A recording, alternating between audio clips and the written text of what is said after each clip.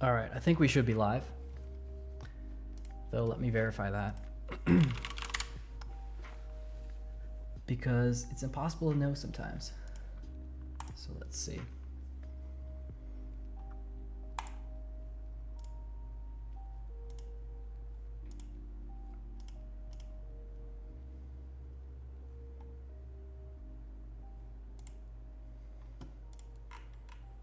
Okay, yeah, it looks good to me.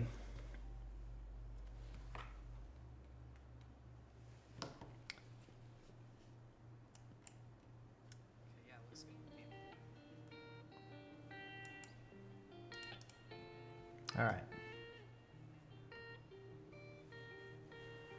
Let's make sure the chat is connected as well.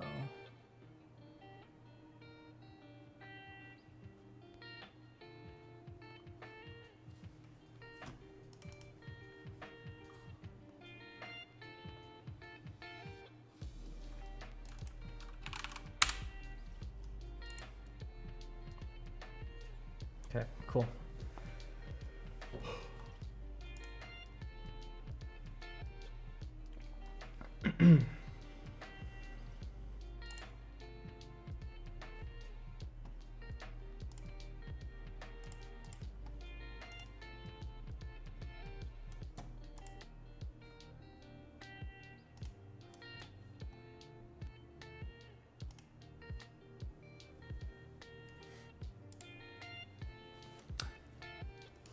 All right, so right now I'm working on lighting for this little game I'm working on.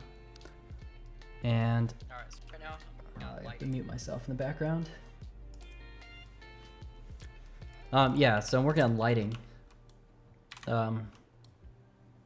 Specifically like point sources. So I kind of have it working, but the colors don't blend correctly. It looks fine here because like,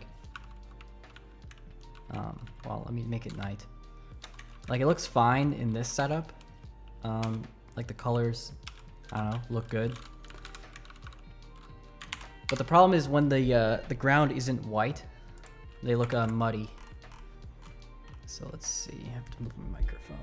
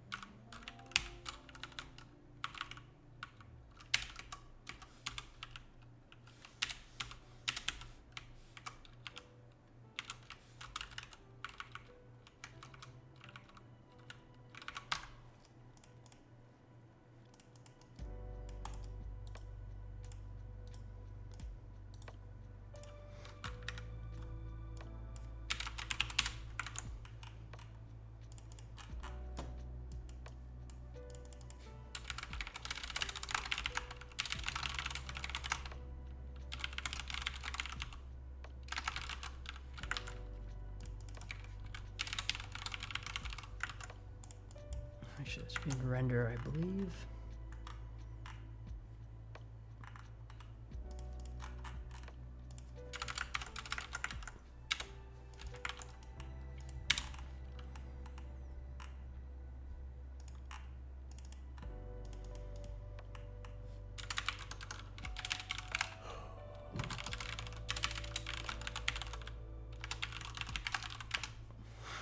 Thanks. They're not very nice. They don't cross chunk boundaries right now because I haven't worked on the chunk generation much yet. I don't need to include input here. I'm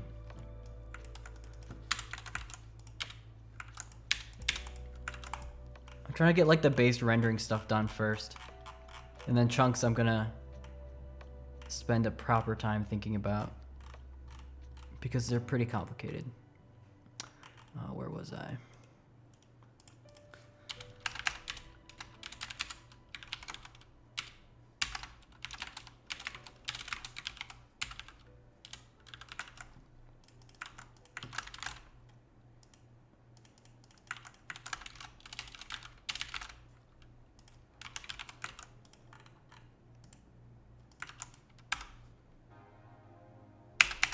Okay, so in theory I should be able to switch between these with the space key. Let me just test that though.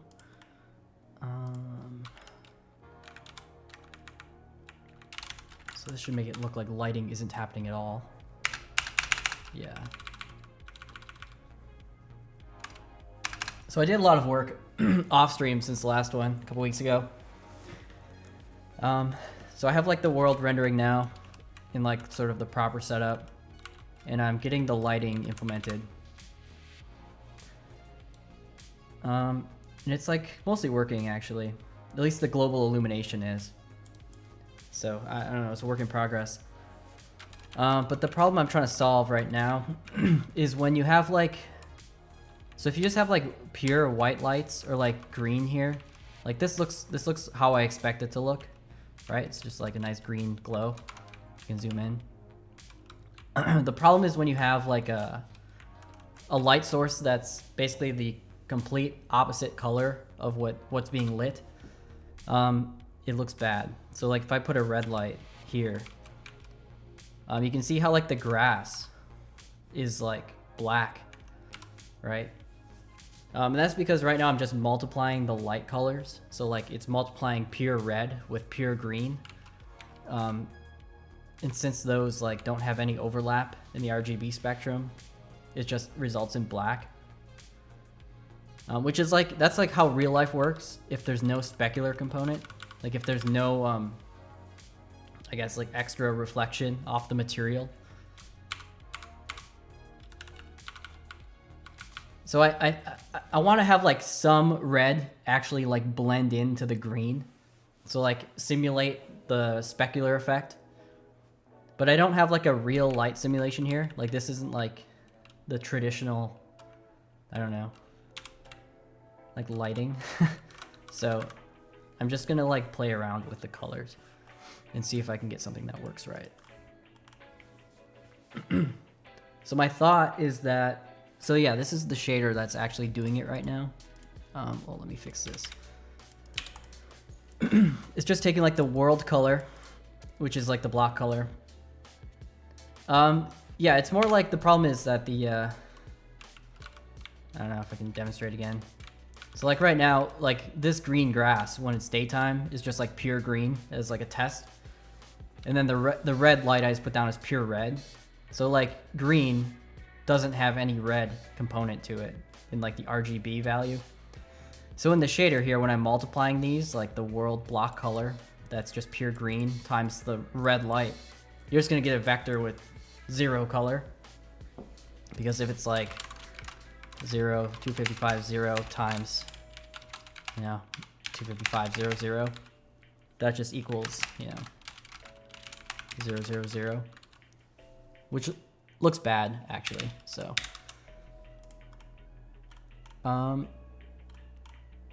yeah, let's go. I'm gonna try and make it look better.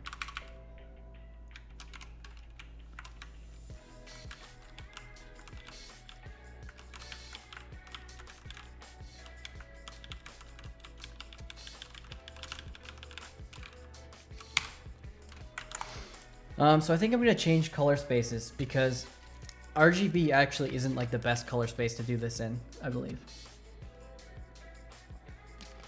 Because really what I want to be doing is like combining the hues. Like lerping the hues maybe. Rather than just like a pure RGB multiply.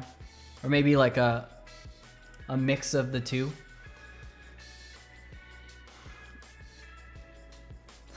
Yeah, HSV. This is really bright. Ouch, my eyes. So I'm just gonna, so I actually have a little thing here that I wrote recently to do this. So I can convert between these. So let me just do that. Let's just see what I have to work with. So world HSV equals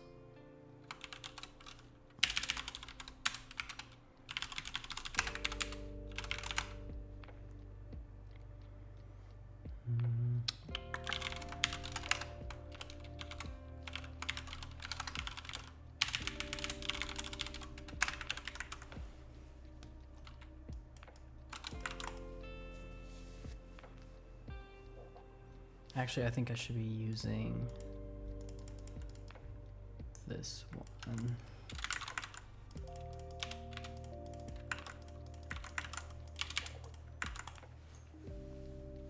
Yeah. It's not actually a problem because like that is how light works in real life. If the material has zero like reflective property at all, like if it like perfectly absorbed light and then re-emitted, you know, the components that it doesn't absorb, then it would just look exactly like this. Like you can like, I don't know. You can like look at pictures of like RGB lighting in rooms and the same sort of phenomena happens. Like, I don't know, things just look like weirdly dark compared to, I don't know. But the thing is, real life materials do have a bit of like just reflective scattering that happens like beside the absorption. So you actually do get some of the original color coming back as just like a pure reflection rather than like an absorb and then like re-emission. So I'm just trying to like kind of fake that effect, I think, is the goal. All right, what's wrong with this? Oh yeah. So let's just make sure this compiles. And what else? So if I just emit the lightness, it's kind of complicated because I actually don't know what I have to work with, really. So I can kind of show off what the how the lighting process works here. So I have like these like I have a light simulation phase that like basically just propagates light values out, kind of like a, I don't know, like a gas, if that makes any sense. So if I just like render one of these, so here's like the render target that contains the simulation. And if I place a block or I place a light, oops, wrong one. Maybe it's kind of hard to see this actually, but if I just like spam a bunch of lights. So like this here on the right is like the simulation. It's probably really hard to see that in the live stream actually. But if I like place blocks in here to like block the light, you can kind of see it like blocking the light over there. And then I have the same one for the skylight. So if I go to the ambient source, so this one is the skylight. So right now it's nighttime. So the simulation happens in the green component. So like right now it's nighttime, so it just looks really dark. But if I make it day, then it gets brighter over here. But if I like cut a cave, you can see how the sunlight like penetrates into the cave. So like the red channel of this here, again, it's really small. It's because I'm simulating a large region. So like the red channel is like the actual direct sunlight. So like you can see I'm like cutting a little line through here, so you see the sun poking through. And then the green channel contains like the propagation of that light. So as I like break this or like cover this up, you kind of see how it, I don't know, fills in that area. And then these two exist separately. So you have like the sunlight, sort of like the global illumination, and then you have light sources. And then these get combined in a composite stage, I call it, like a composite render pass. So that ultimately becomes this render target. So this represents like the screen, like the light values at a given pixel in the screen. Oh shoot, let me close some of these. And the sunlight isn't shown here because it's actually rendering in the alpha channel. But this is like what the light values of a pixel on the screen looks like. And then these get combined. So then I also have this render target, scene foreground. Yeah, so these two render targets get multiplied together currently. So you have like the actual just blocks, and then you have the lighting, and then these multiply. And then the output of that,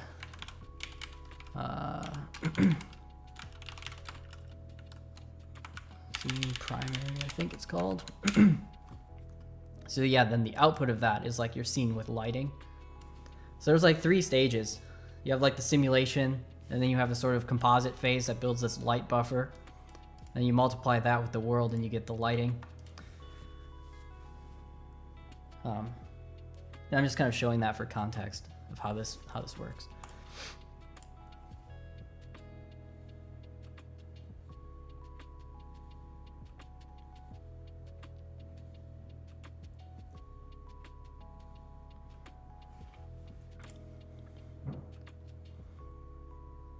But yeah, I guess like the takeaway here is like when I'm actually doing the color, like I guess compositing, I don't know what it's called. I don't actually have any information about the light sources themselves anymore. I just have like a color buffer.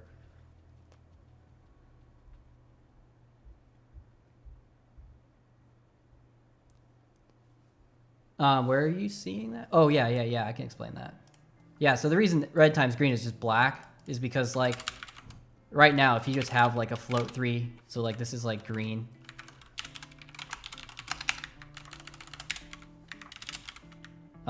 So it's like 0, 1, 0. So that's like pure green in RGB.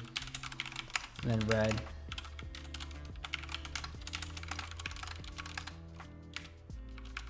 So like if you multiplied these green times red, you're basically doing like, I don't know, float 3 result is like 0 times 1, 1 times 0, 0 times 0, which is just a vector that's all zeros.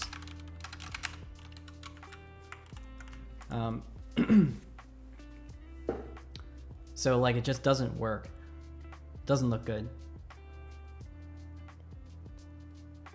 At least in my opinion, it doesn't look good.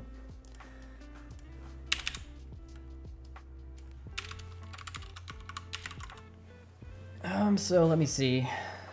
Let's see if we can.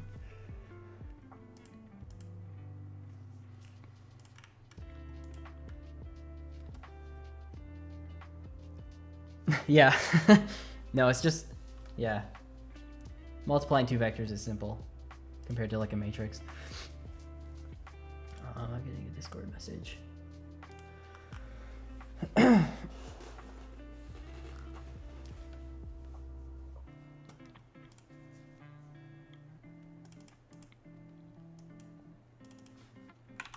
So I'm just gonna test some stuff out here.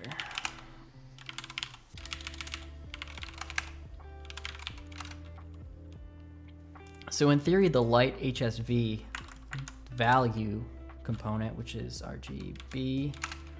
So I think this should be like the light brightness factor. If that works, let's see.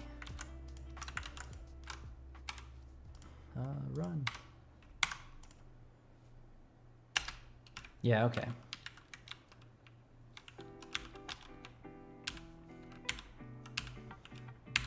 Yeah, so if I just take the, so this is why HSV is a cool color space.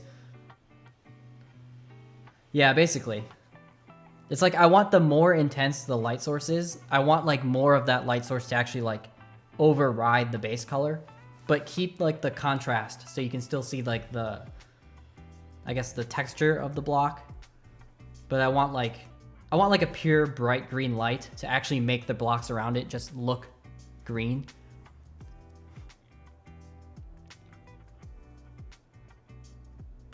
Now, obviously, like the actual game isn't probably gonna have like pure RGB lighting because I'm not like a gaming computer, but I think it'd look nice if like, I don't know.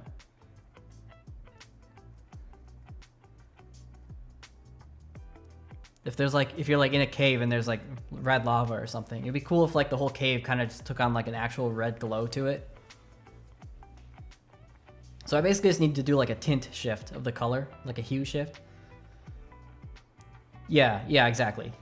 So like, yeah, I still want to be able to like see the texture of the grass just in red rather than like a washed out black color. And I think I can do that with HSV color space, because then I can just merge the hues but keep the saturation and the value, like the lightness and the saturation of the color. And then I can probably mix like that with the RGB multiplication based on the light intensity. So like the further from the light you are, the less that effect overrides the less it like overrides the color. I don't know. I'm just like spitballing here. In like an actual like PBR, like lighting, like calculation, you have like a specular texture, and then like you can do like equations for that based on like the light angle and the distance and stuff. But I just don't have that here, so I don't know. I'm just gonna like fake it. Okay. So this gets me the light brightness, which is useful. So I can use that as like, let's just like store that in a variable or something.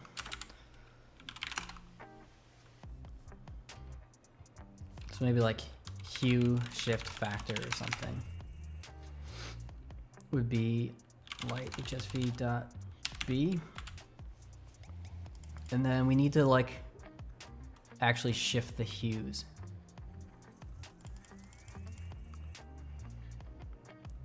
While preserving the rest of the color. So maybe we have like a float free like shifted world shifted.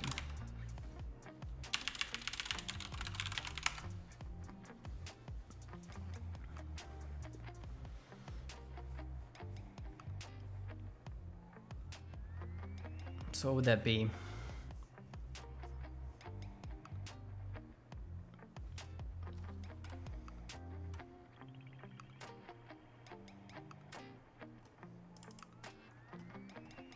So like I need to it's kind of complicated because you can't just lerp HSV values either, like the hue, because it's on a 0 to 1 scale. So if your hues are like on the opposite ends of the spectrum and you try to just like linear interpolate between them, you might get like the longer distance way around the circle rather than the shortest, which would be like from like 0.8 to 1.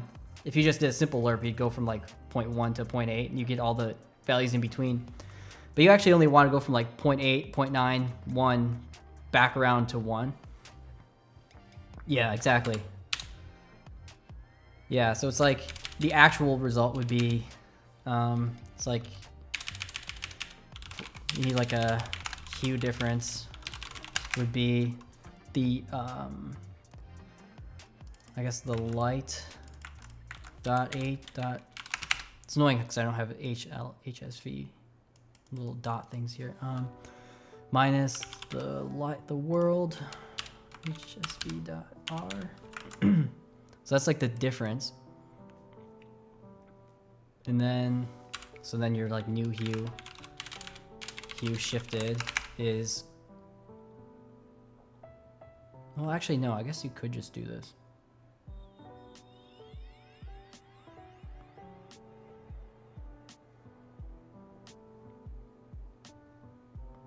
I'm just gonna try straight lerping it and see what it looks like actually. So it might just work. So like,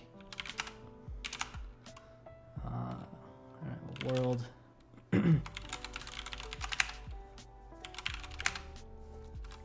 So we'll lerp the hues. So world HSV R by the, I thought I just grabbed that as a variable. Oops, I must do it.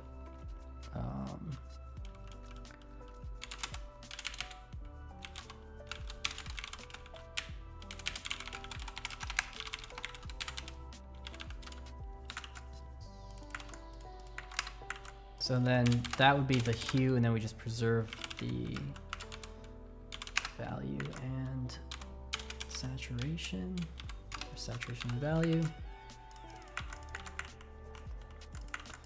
And then, so then we want to convert this back to a RGB for the output. And let's just see what this looks like.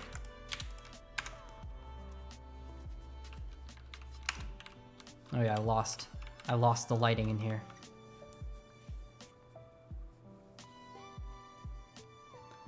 Yeah, I don't even know if that's a real problem. It might just work. Yeah, so this doesn't look very good. I lost the actual like blackness, the darkness of the light, which I guess is to be expected. But if I zoom in, well, like what is going on? Looks crazy.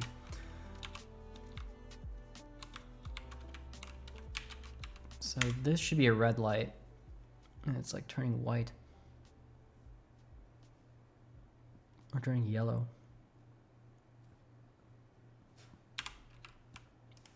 If I multiply this by the light again,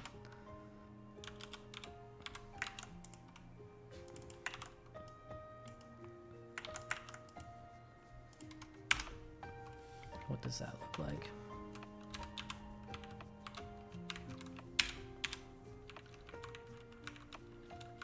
Yeah, so that just didn't work at all.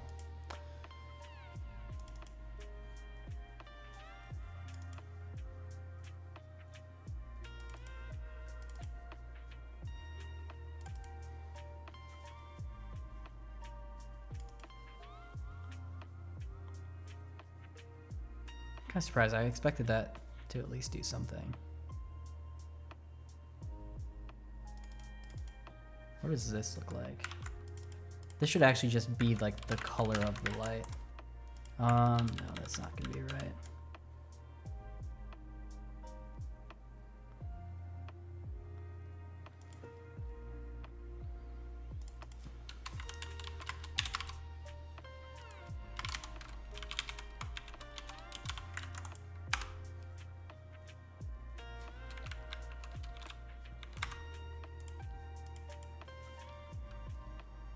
Get rid of that. So this is like should fully shift it, I believe. No.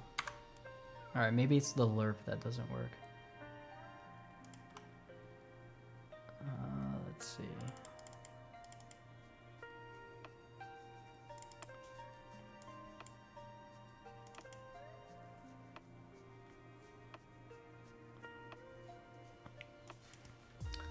I actually just want these to be this for now.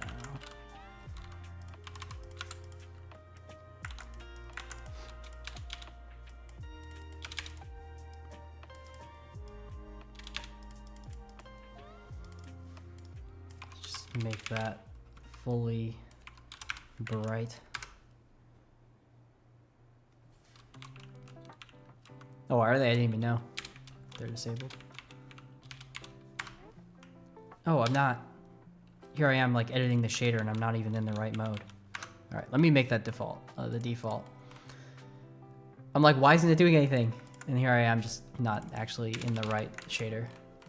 Classic. All right, this might actually have worked now. Let's go back to this. So I was confused why that wouldn't have worked. Delete that, delete this.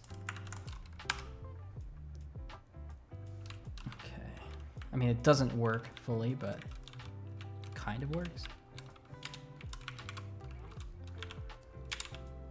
Okay, this is like actually kind of what I'm after, surprisingly.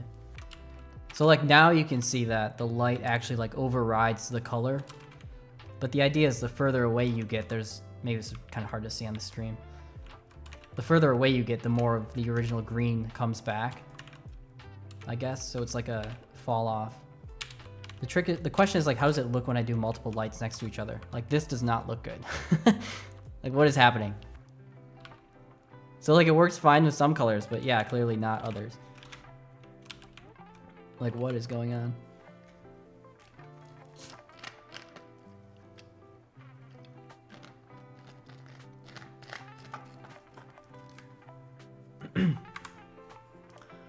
Yeah, right? I kind of love graphics programming sometimes because you can just like spit out garbage values into like the output color.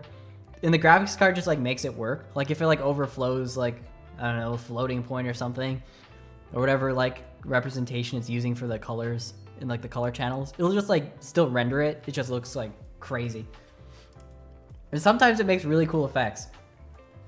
And other times it just looks like complete gibberish. Let's see.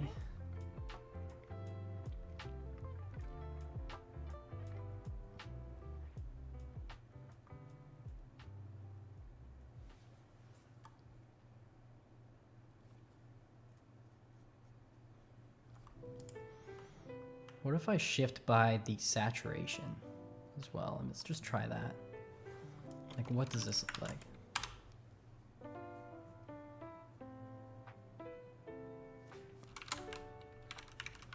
Yeah, I think that is part of the problem. Like, oh, this is crazy. So this is what happens if I use the saturation value for the fall off.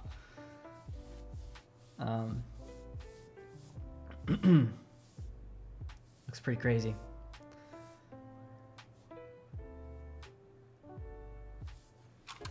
Looks kind of cool, actually. Whoa. All right, let's figure out why this didn't work, though. So that's just a pure linear interpolation, which maybe isn't what you want.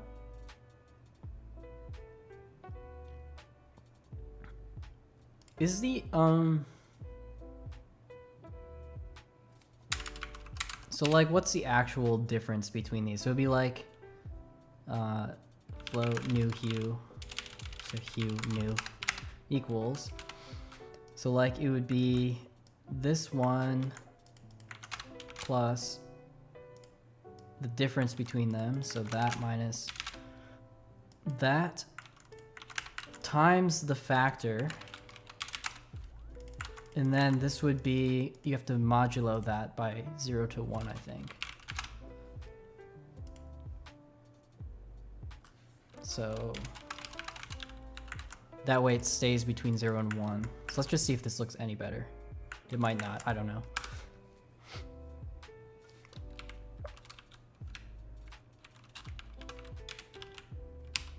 No, it doesn't look any better. If anything, it just looks worse. Or looks the same.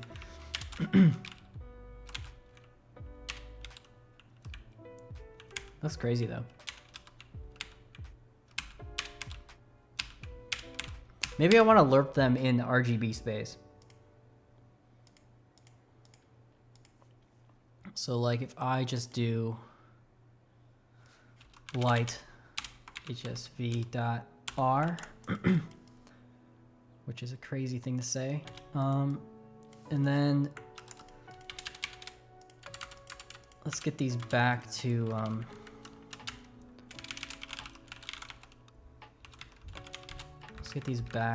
RGB. So we have that, and then I guess we already have the light. So if we just lerp these, maybe. So we lerp light. Maybe that wouldn't look very good. So let's see.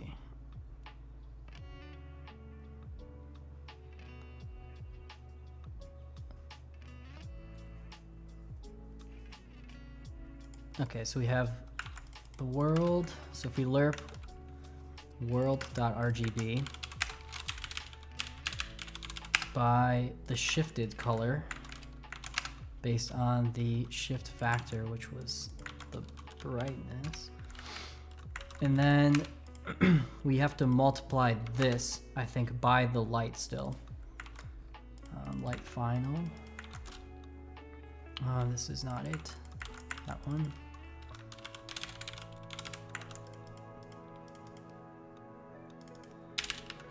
And let's see what that looks like.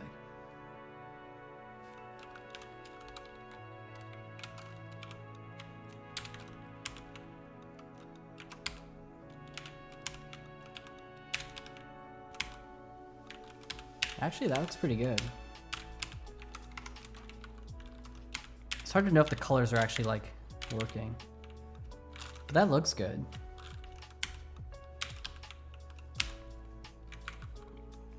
Get some sort of harsh color boundaries sometimes.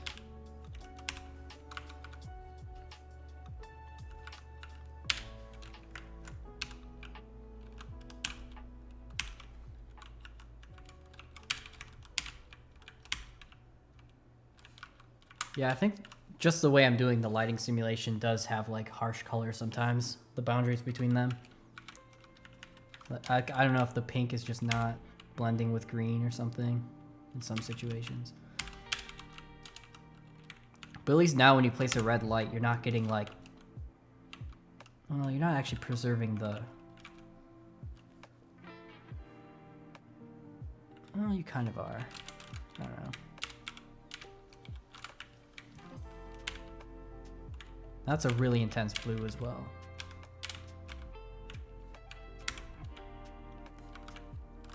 I'm actually happy with this. Yeah, so I can switch between them as like a demonstration of what's happening. So this is without the effect. The green just looks bad. And then with it, you actually get some red in there.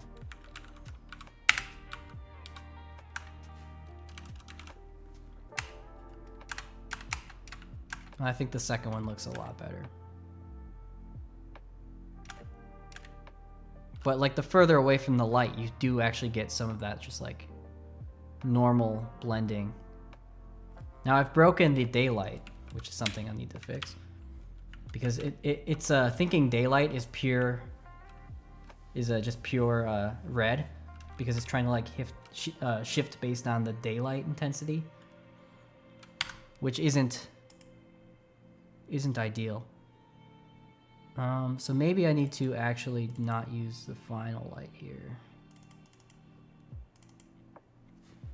Maybe it's that. And then this will just be the point lights without any sky at all. And then I need to actually max these with the skylight, which is this one. So like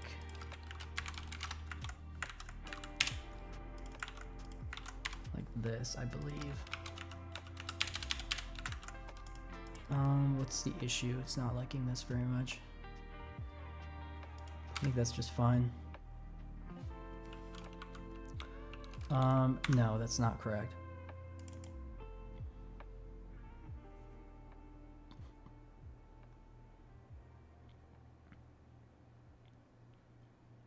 I'm surprised. What's the issue there?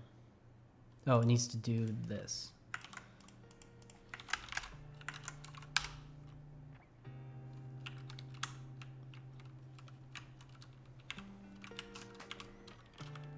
Yeah, there we go. I'm actually happy with that. The cool thing is I can change the daylight color too. So it's like ambient color, I think. So I can like make the day color a different color. Oh, but it doesn't affect the day color now.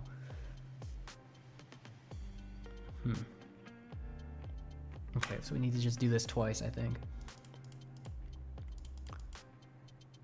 Let's see. I need to clean up these variables. This is a mess. So let's do like sky lighting. And then like sky. Or maybe like ambient lighting and then like color lighting. I don't know.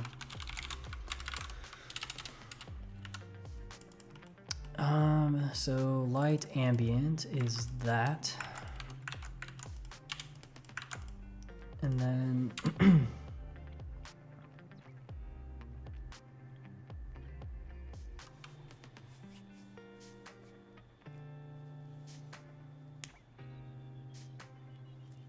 so maybe like world. Let me go RGB light ambient, RGB light world, or world ambient is these two.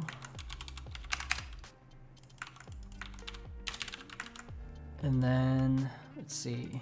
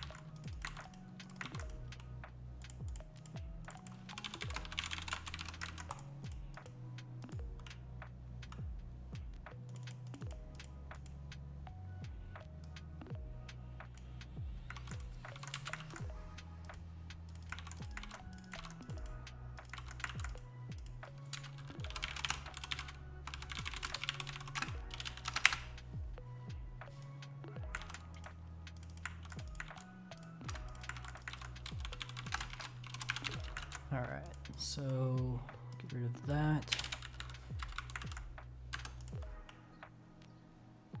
And then we need to convert that to, which I do up there.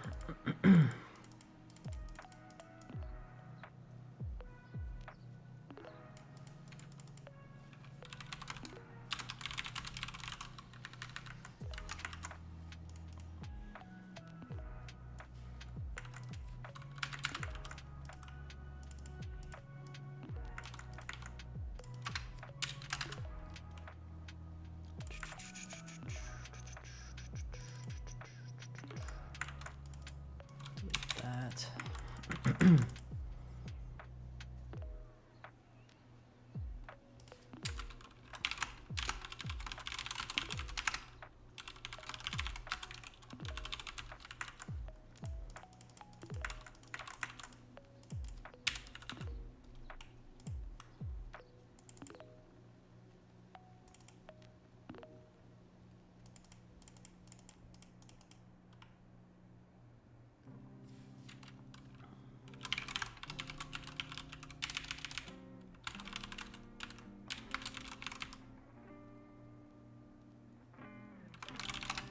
I hate naming things.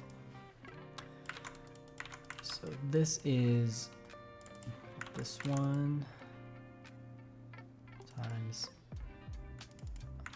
that one times that one.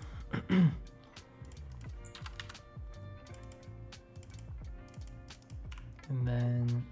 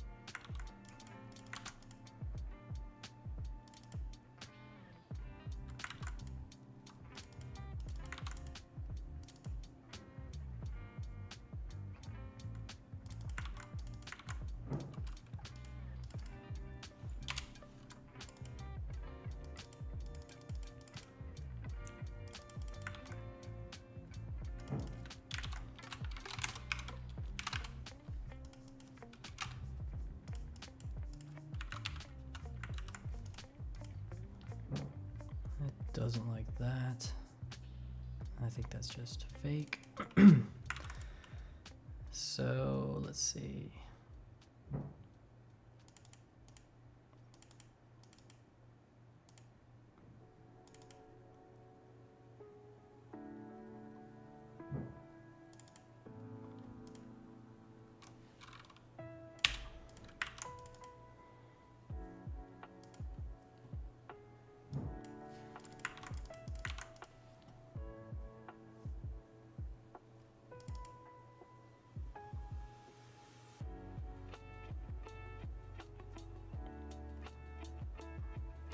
And I just need to copy this up here.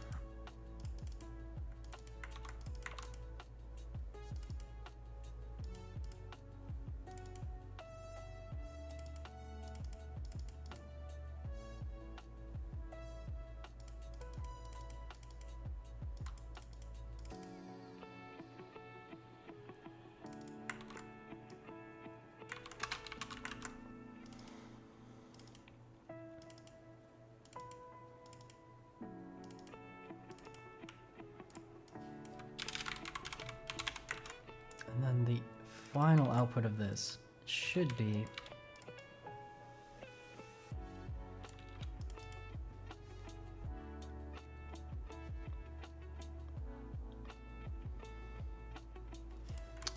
let's see.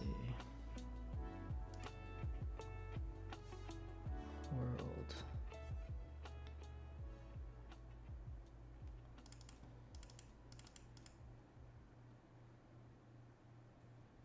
Should just be these two.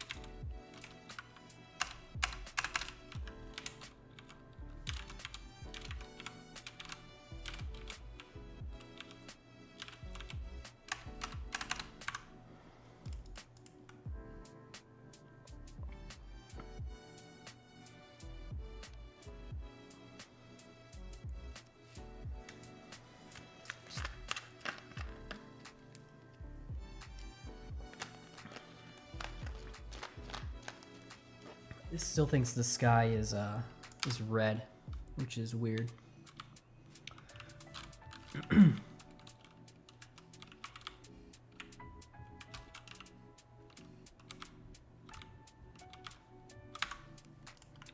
So why is it thinking that? Let's see.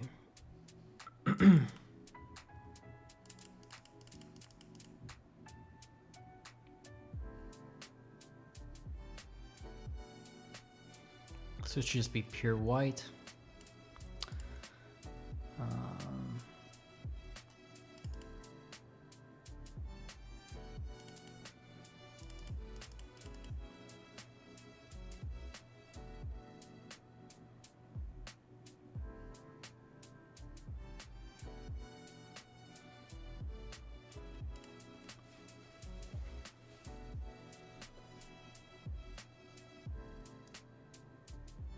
Raw time.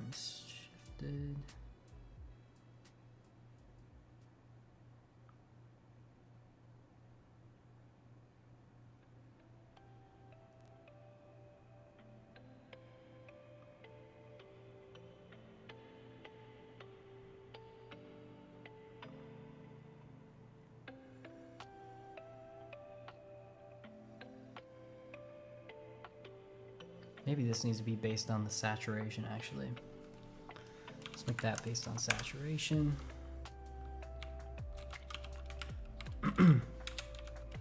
Yeah, so then if we change the sky color,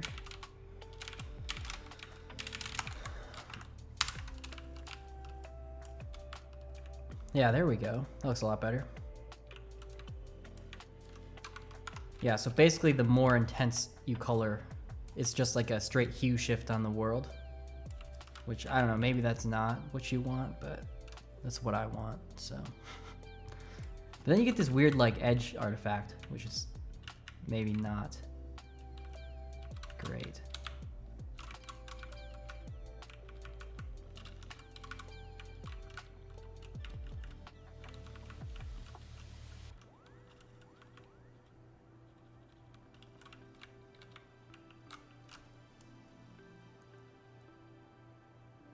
It looks fine on blocks with the light, but that doesn't look too good here.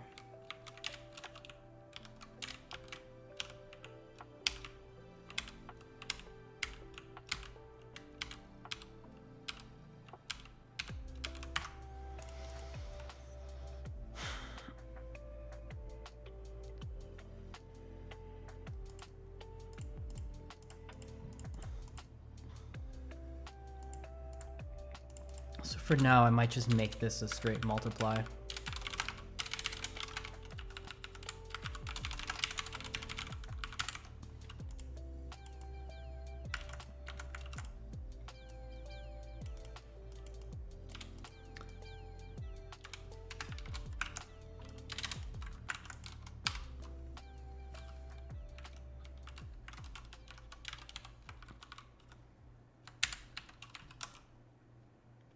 Yeah, I mean, that's fine.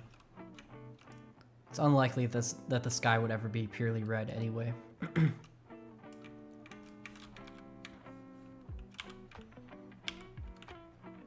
if I want to fix it, I can just change it some other time.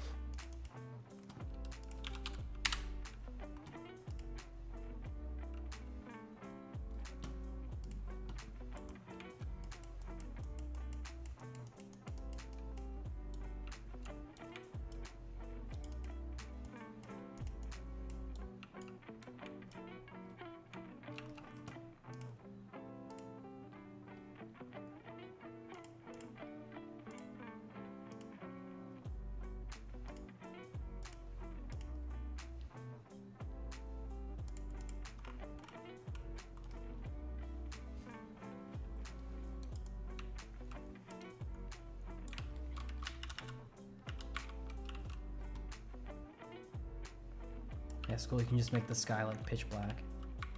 Now it's just pure lighting. I'm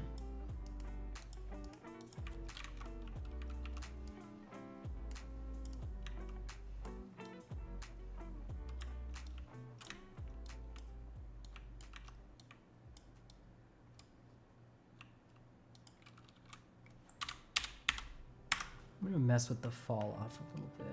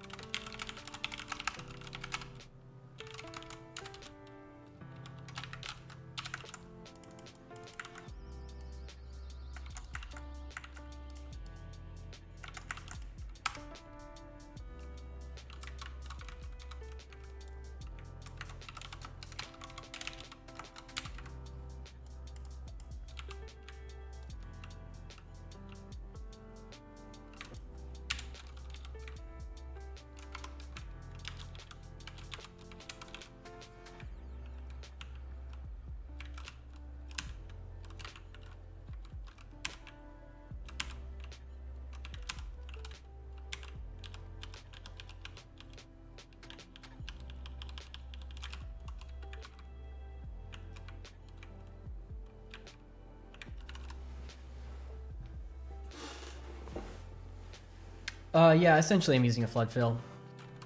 It's like basically a fancy propagation. It's really simple actually the way it works. And then I smooth it by just rendering it with linear interpolation, like texture filtering.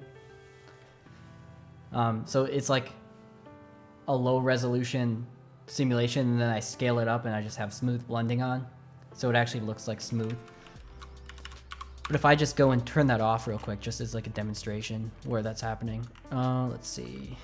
Lighting, or no, it's in render. Pause it. So I think if I just turn off this here, if I like set this to nearest, then it'll look like blocky. Maybe a little hard to see.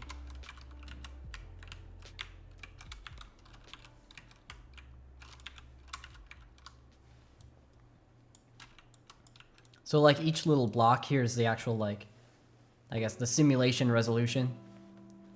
So that's like 1 pixel in the render target. Oops, wrong one.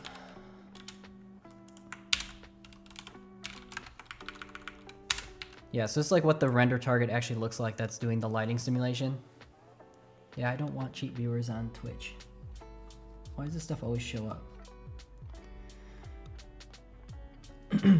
Yeah, so this is what the render target looks like. So it's just like this, like, I don't know, somewhat world-sized thing. That's what the one for the sky looks like. So like that's like the resolution I'm simulating lighting at around like the viewport, and then it just interpolates that. Let me fix that.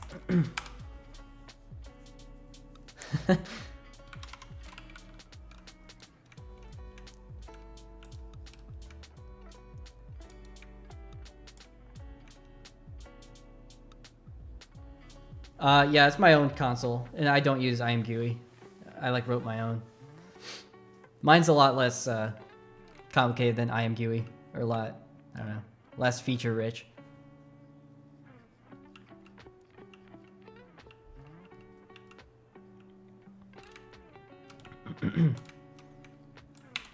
Yeah, it's my own little console. It's pretty cool. Happy with it.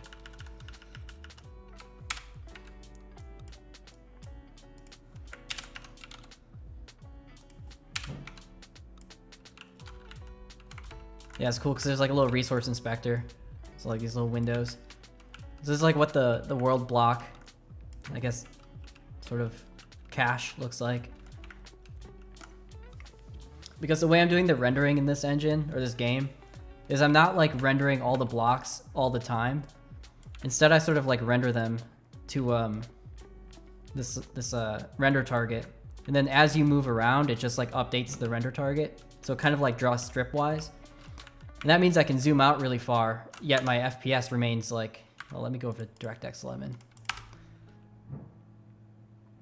Like I can be all the way zoomed out, seeing a ton of blocks, yet I still get like 7,000 frames a second, which is kind of funny. So it's cool. And then when you break a block, it updates the render target, of course.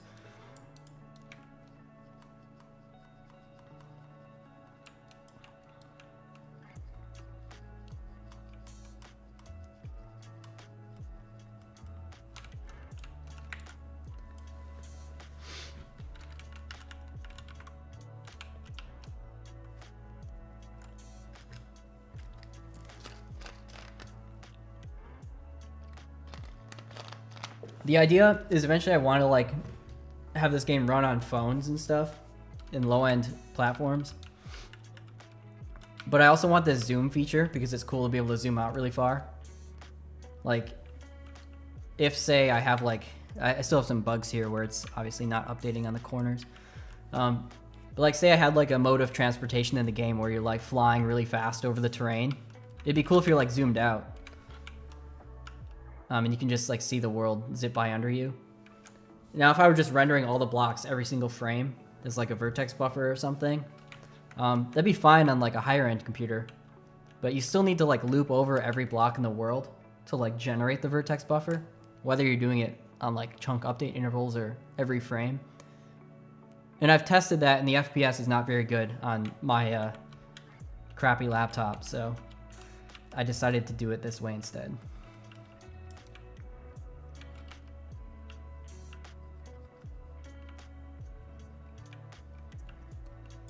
All right.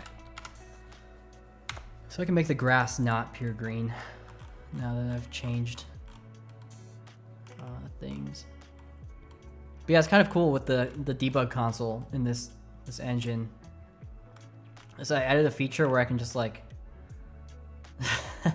yeah, I added a feature where I can just like hook variables to commands with a single line. So let me find where I'm looking for first. So like here's the function to draw grass blocks. So like if I want to like change the color of grass is like a quick debug thing. Like I need to pick a good color. I can just make a color up here, like grass color. And then I can hook a development variable to it, a dvar. So I can just pass this. And then I can just use this here. And then, so like right now the color is black. So I can go into my command. So now it's in a command here, this dv grass color. I get the little color palette. And then when I update the world, you can see it changes the grass color. So like, is this a good color? I don't know. Is this a good color? Looks good. But it's really cool being able to just like do that super quickly. Because it's always a pain finding colors. Like I kind of like this color. It's a nice color. Yeah, I mean essentially a Terraria clone. I won't try to deny it. It's actually more of a Minecraft clone because I never really played Terraria. So I really don't know anything about Terraria other than like surface level things I've seen.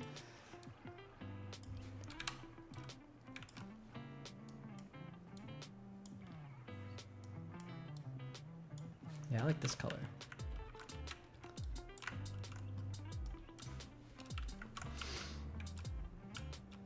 Yeah, so I can just copy this color into here. Another screen.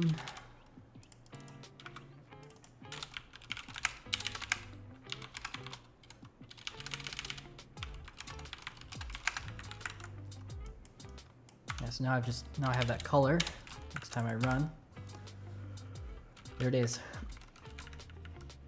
It's actually maybe a little dark, but that's fine.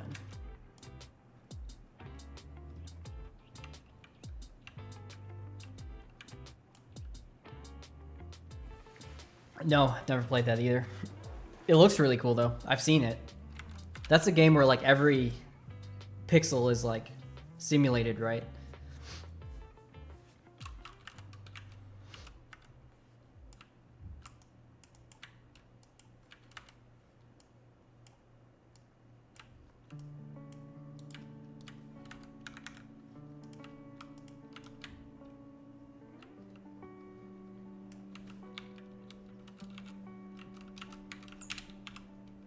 Yeah, I should really play that. I'm kind of afraid to play these games though, because like I want to make one like them or like of that style. Yeah, it is in there actually. If you go into the console module, actually let me just pull up the GitHub. I think it's in there. I did update the GitHub since last time I did the live stream. So it's like in there as of a week ago, I think. So, Manta. Yeah, it's in the console here, I believe.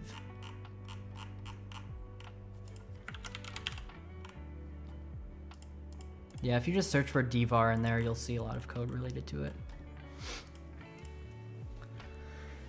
I don't want to give an estimate on a year. I am notoriously horrible at getting this game finished. So, I don't know.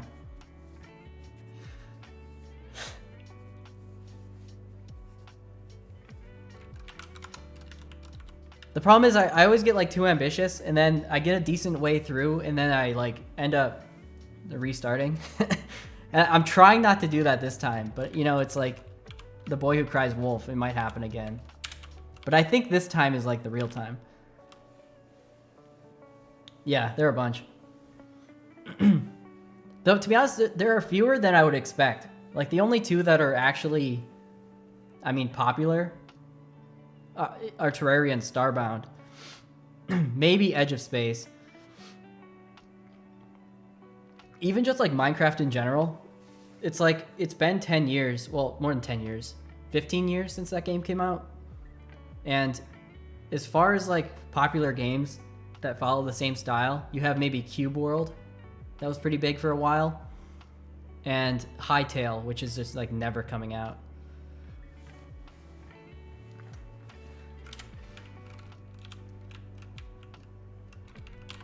But yeah, I don't know. I just find it fun to make little block games. So, like, I'm not trying to compete with Minecraft. Or I'm not trying to compete with Terraria or anything. Like, if people that like Terraria also want to play games of the similar style, then, like, I mean, then, you know, great. There'll be another game. Why does this lighting look crazy?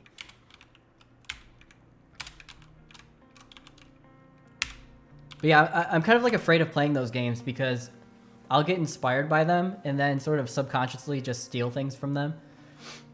So I think if I don't play them, there's a better chance that this game will be at least somewhat different than the other ones. And I think my idea for the game itself has like its own sort of niche, but yeah, it is hard to escape the visual style in terms of people just like lumping it in as a Terraria clone. So I think it's just better off embracing the fact that it's a Terraria clone rather than trying to pretend it's not one.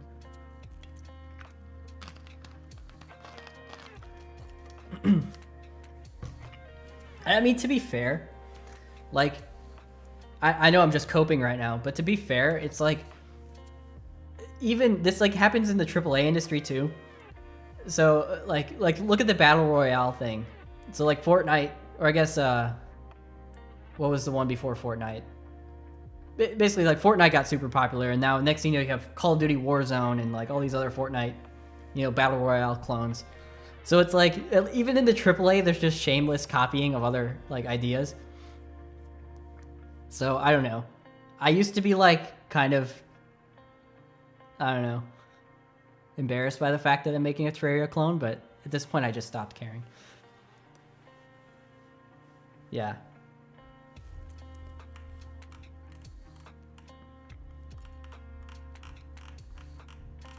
Like, the sad reality is having like a game that takes place on a grid is just a very efficient way of programming, you know, randomly generated worlds in games. So it's like there's a reason Minecraft chose blocks other than just stylistically. It's just like having a grid of block data is like an efficient way of doing it. Okay, so back to rendering stuff. I'm happy with the lighting now. The next thing I want to do is add a color grading shader so I can control the color grade of the scene. And I had one already implemented in the other engine, so I think I'm just going to steal it, basically. So for reference, I guess, I don't know if everyone's familiar with what's happening here. But so I just restarted the project in like my new engine I've been working on. And I started this like 2 weeks ago. But I had already written Vitality in C++, or at least tried to, about 1.5 years ago. So I have this version, which probably won't even run. Let's see if we can get it to run. Typical CMake just never wants to actually compile things. Yeah, it just doesn't want to go. So let me go back. Let me get to the, good thing I actually thought ahead on this. Yeah, so this is the past version I worked on about 1.5 years ago. So I'm basically just like porting this into the new engine, and then I'm going to continue to develop it further, of course. So like this is like an idea of what it looks like, at least slightly more matured. And it has the lighting and everything too, of course.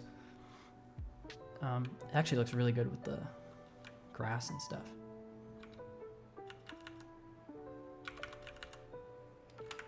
the terrain. I'm like inspired by looking at my own game right now. In the sun? Where's the sun? Here we go.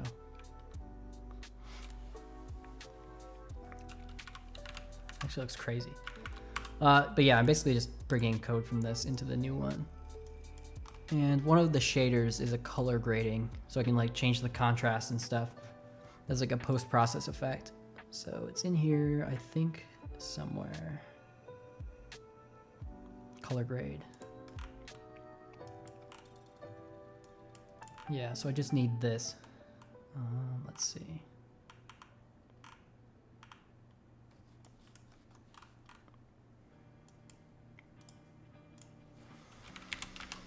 Let's see, composite, color grade. Oh, let's just name it color grade, actually.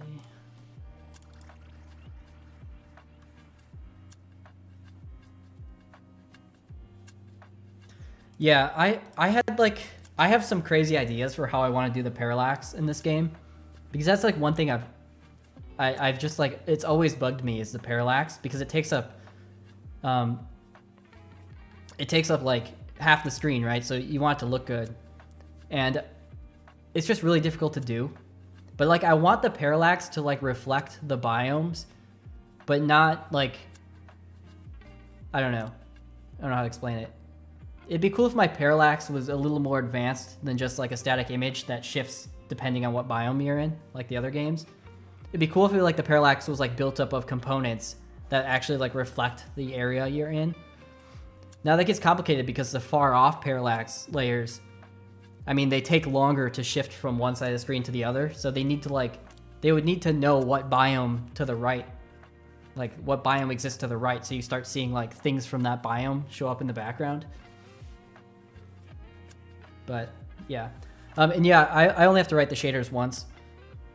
I have a tool that I also wrote that basically translates them into GLSL or HLSL. Shader color grade. Yeah. And like same with Starbound. It's just hard to do parallax backgrounds. Like, I don't know, in a good way. Okay, so let me see. This is what I want.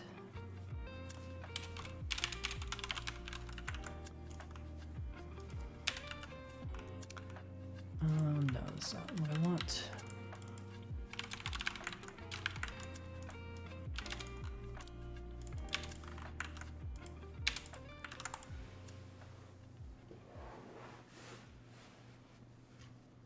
Yeah, I mean, it's probably fine.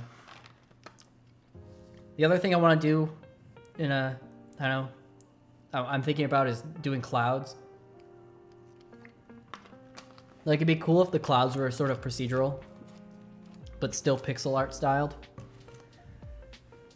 So I have some ideas of how I could like write a shader to basically generate me cloud sprites procedurally.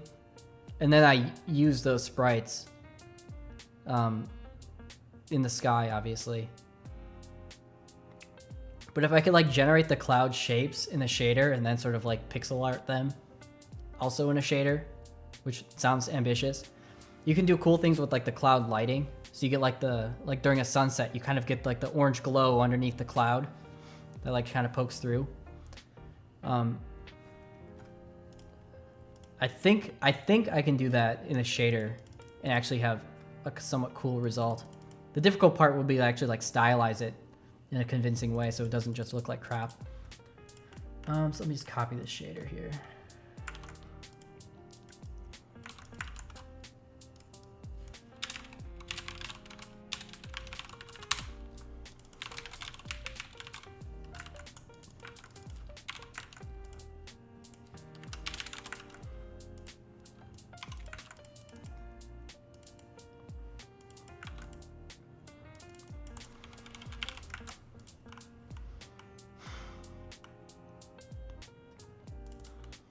Where's saturation coming from? Oh, these are input, so I need a buffer.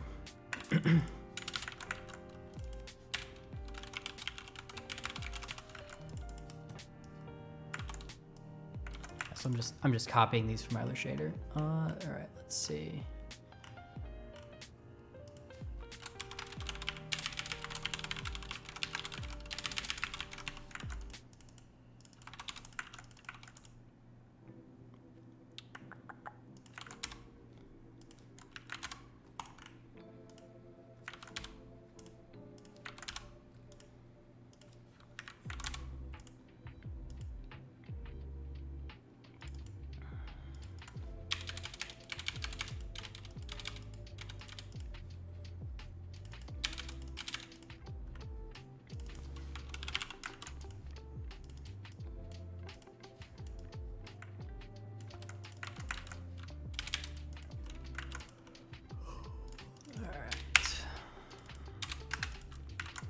Doesn't like this. That's just a lie though. And then we need these functions as well.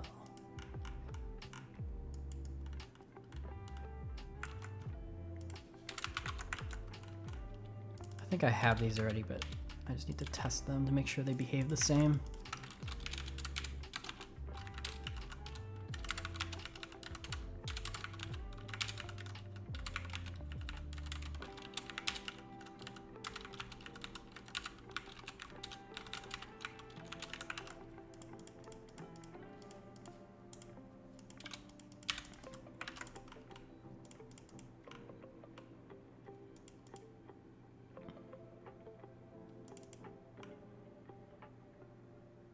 Why is this a float?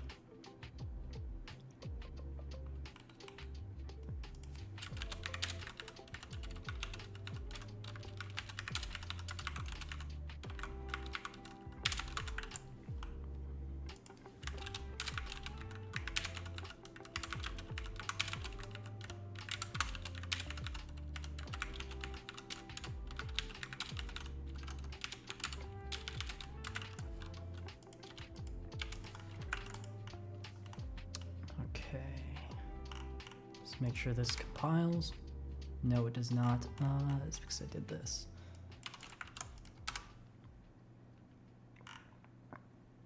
Undeclared identifier. Am I missing that function? Yes.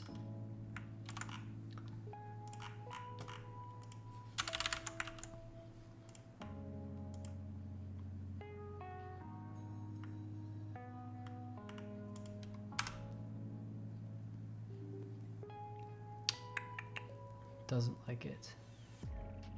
Undeclared hue merge ratio.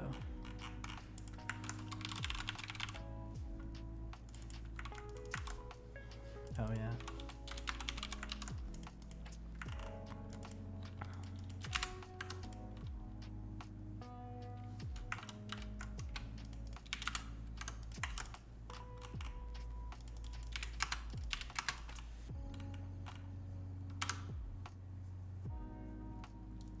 Cool. And now we just need to render with that.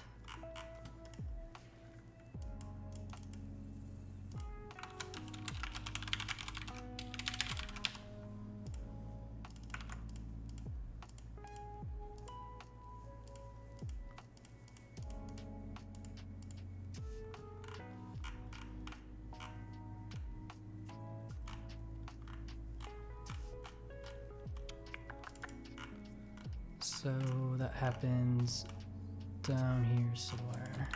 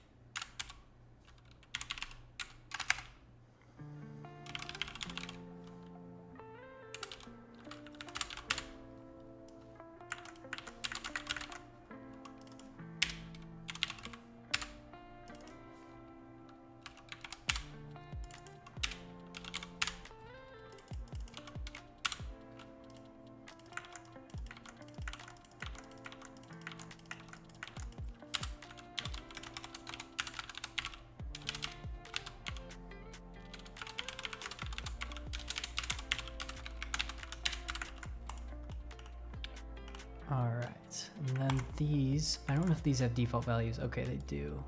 Cool. Init, let's make these devars.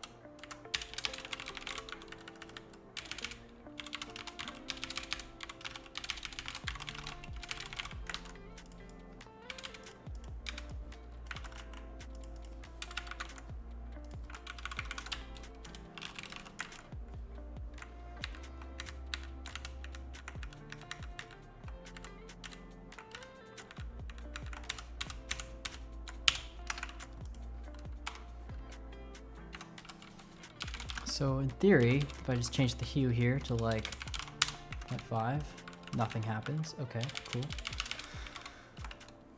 It's clearly not working. 1.5, wait, it does work. 2.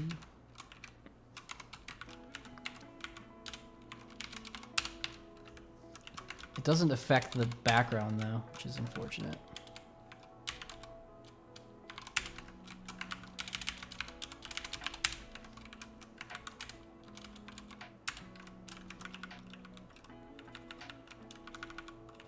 So let's get the background included in that as well.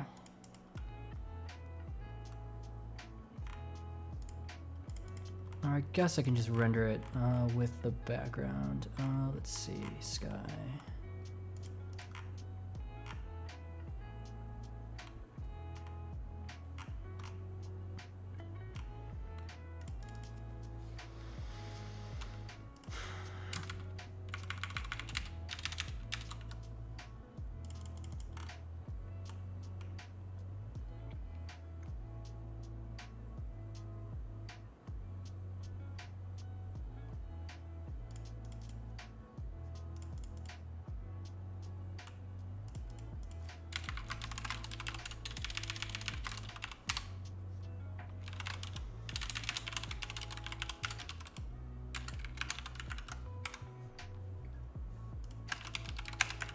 Not sure if that's gonna work.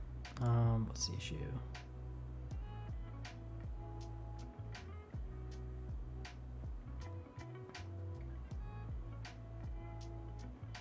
What's the issue?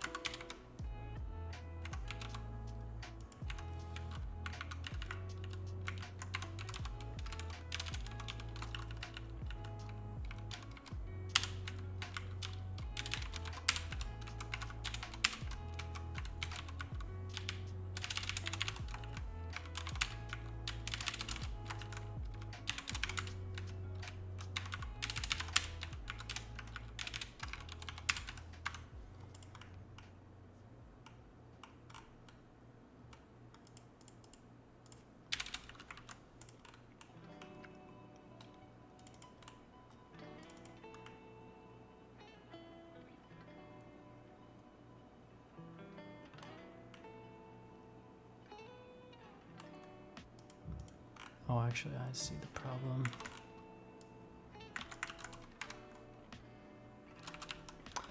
Yeah, there we go. Now we actually have the sky in here as well. So if we change the saturation to like 0, now we have black and white, which is cool. Put that back to 1, 2, make it really colorful.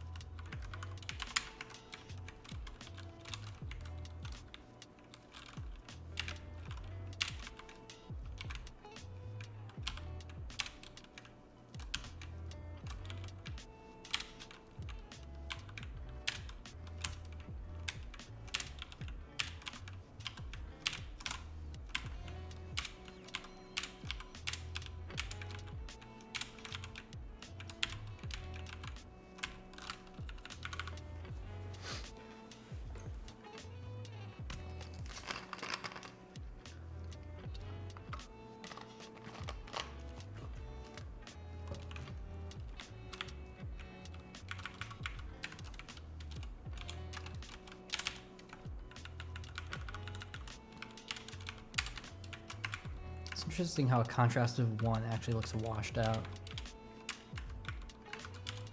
I don't think it's supposed to look like that.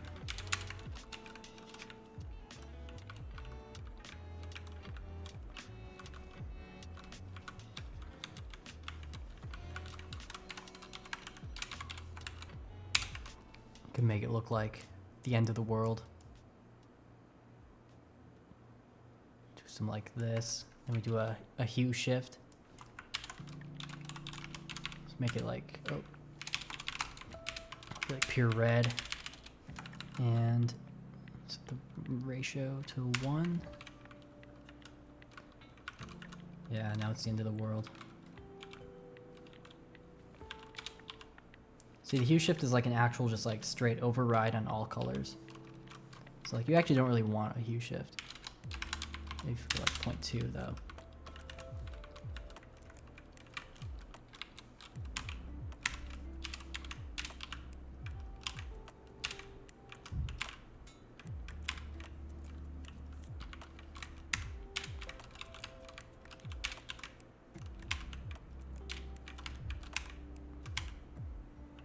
Yeah, that looks really bad. I'm not sure why the light does that sometimes. It's like this like really harsh edge. I need to look into that.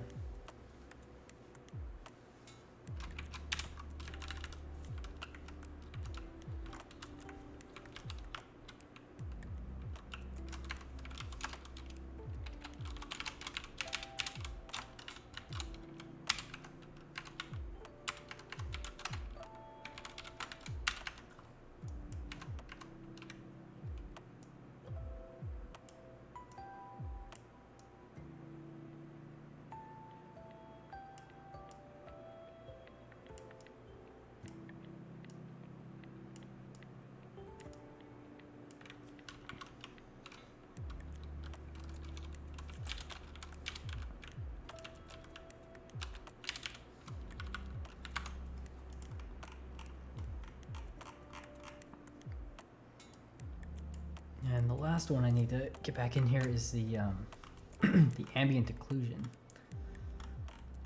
So let's do that one as well.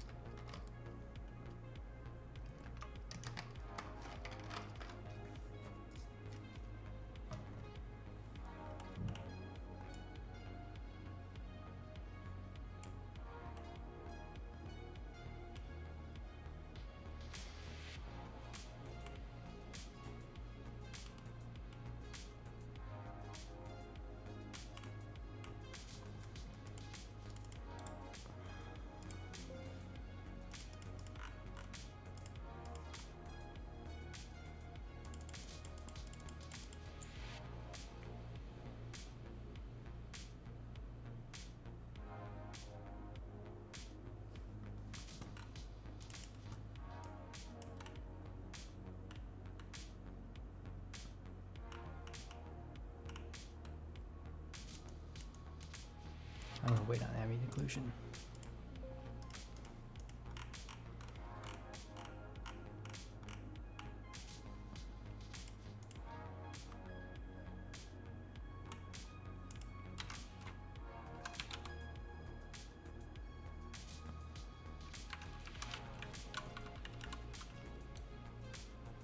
I think it's more blocks added though, so I can see the colors a little more, in a more diverse way. Let's see.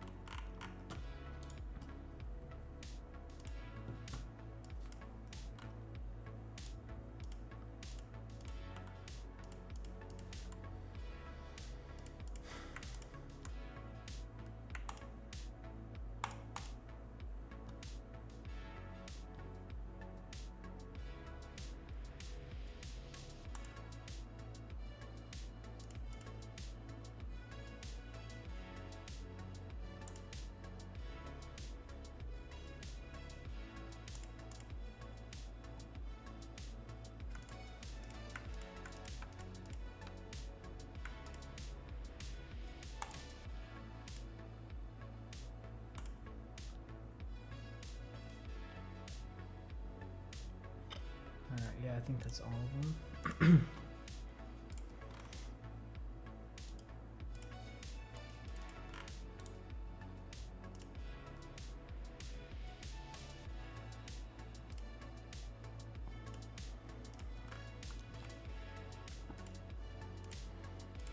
And make note of which ones I added as well.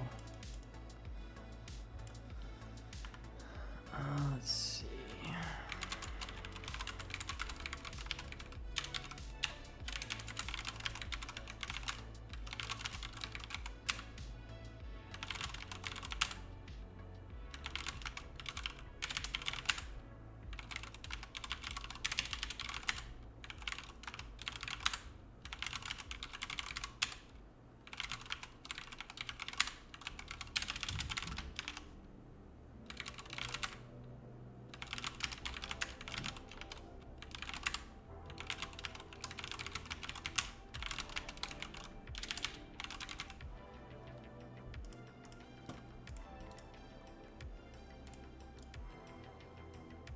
I need to actually make a better system for adding blocks because this is a pain.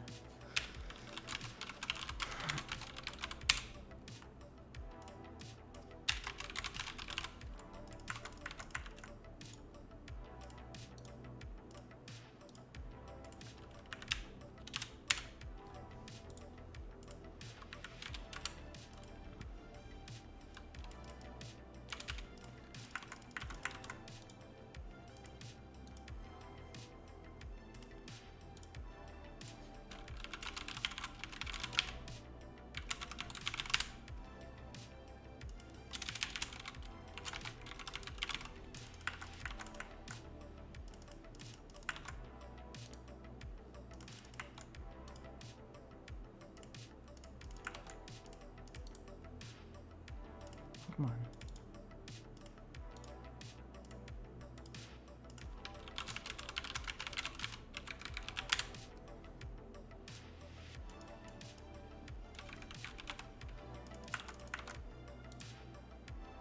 It's like every time I copy and paste, I need to like do this a million times.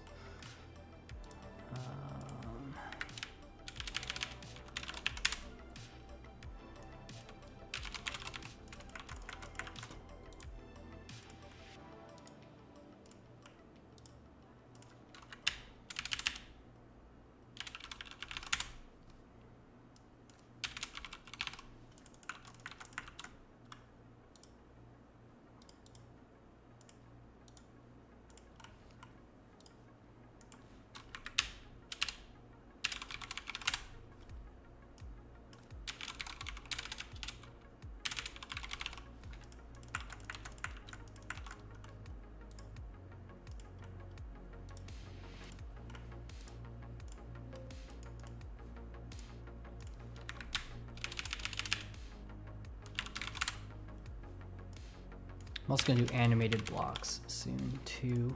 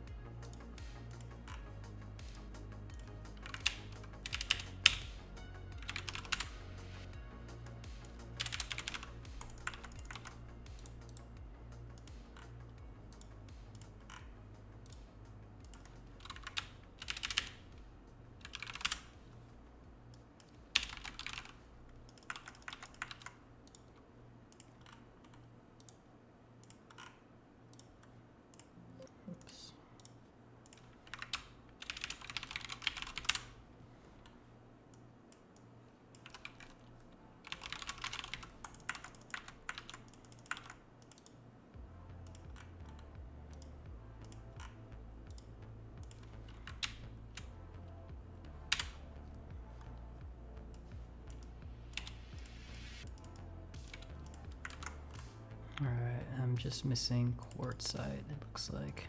I thought I did that one, but I must have deleted it on accident. Oh no, I just typoed.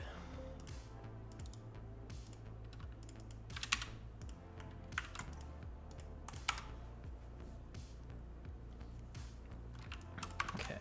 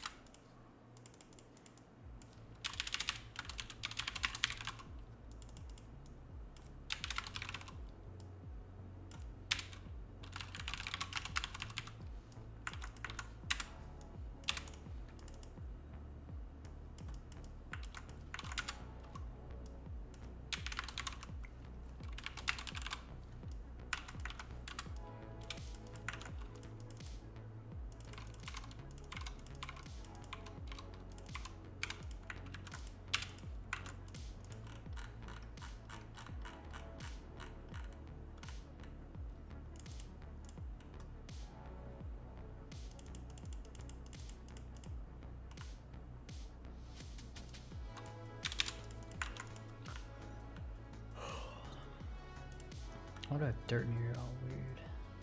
Let's see. Stone, logs, dirt.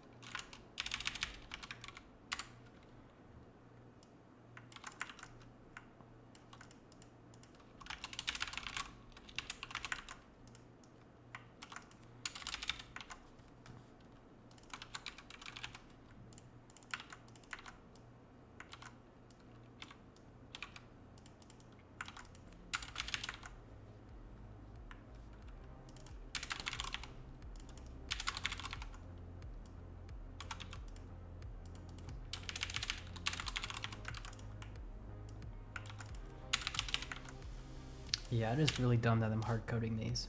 Diorite. Diorite.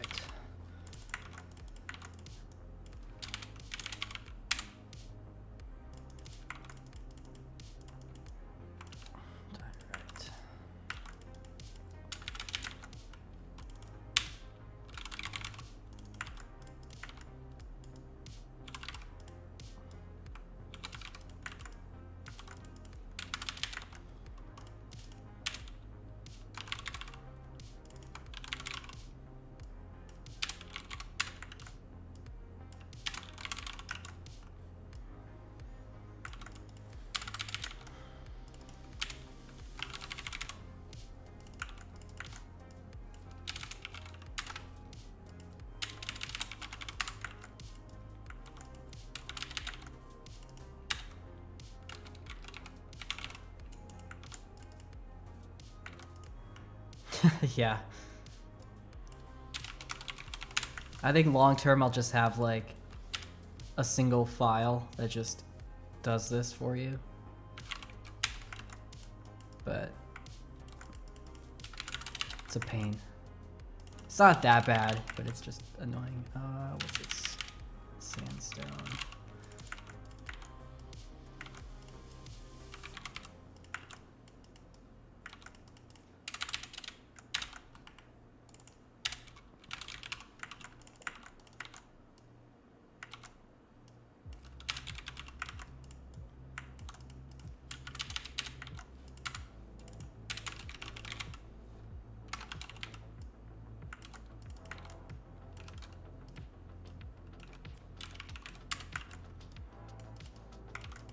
Almost done with the stones.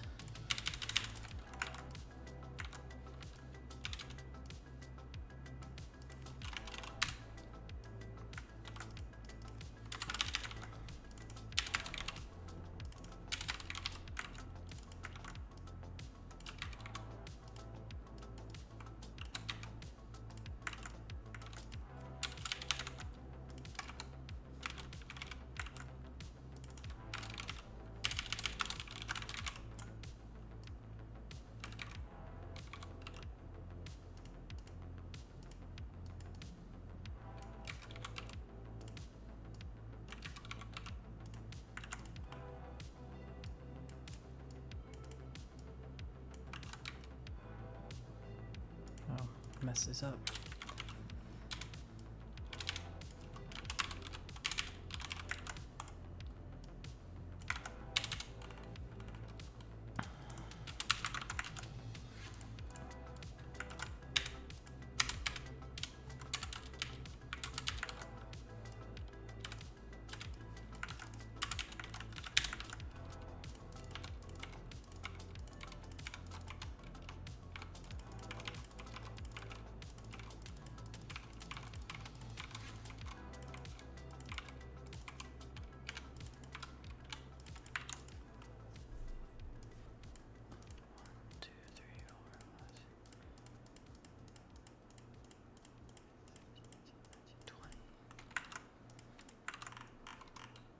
Okay, I think that's all of them.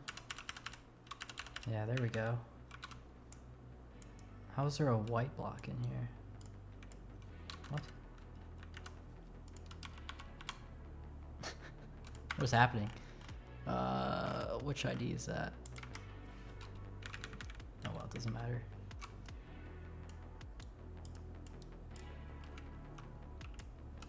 Now we can test the lighting against the other blocks. See, like, it actually doesn't look that good against sand. It's like way too bright. So I don't know. I guess it's not bad, but what if I multiply by 2 instead? Let's see.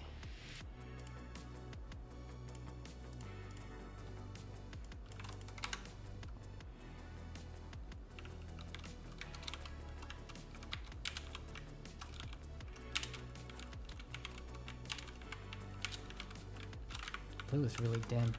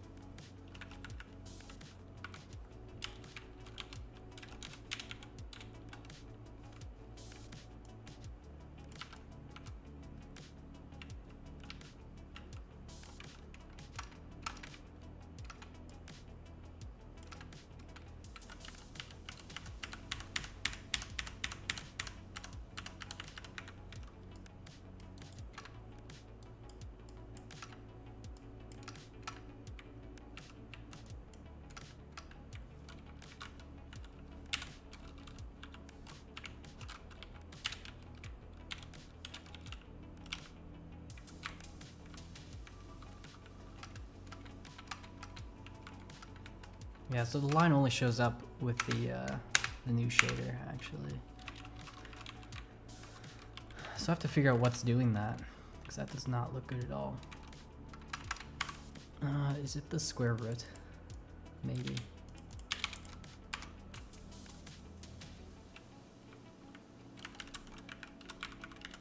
I should get shader hot reloading working. That'd be cool.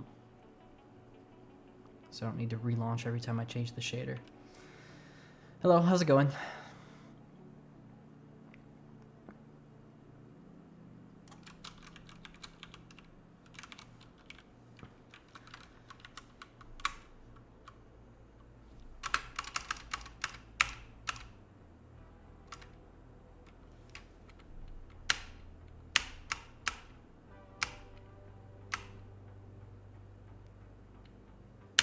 Make these identical as well.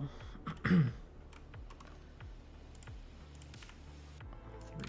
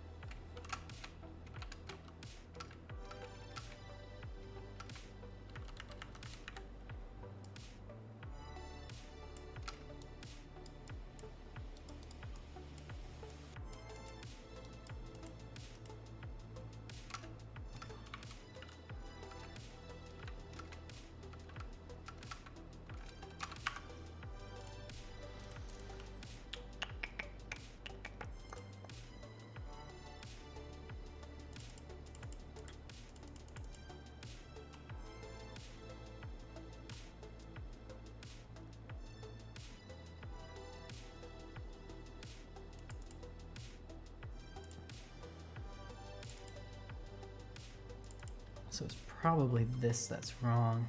Let's see.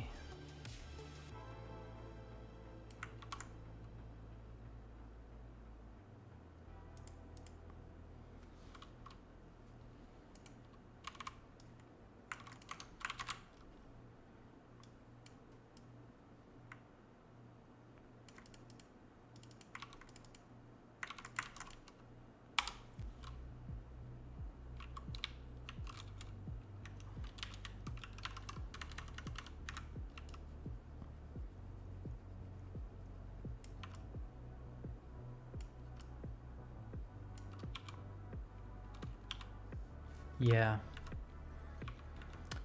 So it just doesn't like the blend. Why would that be? Because the hue should be like a soft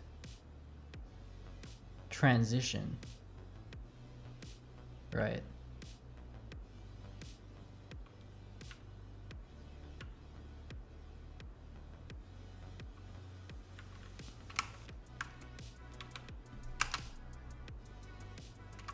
So it just doesn't want to get the correct color at the edges.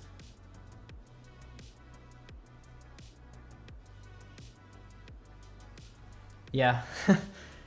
I'm like really, I'm kind of a perfectionist when it comes to this too, so it's really bugging me when there's like these little issues with it.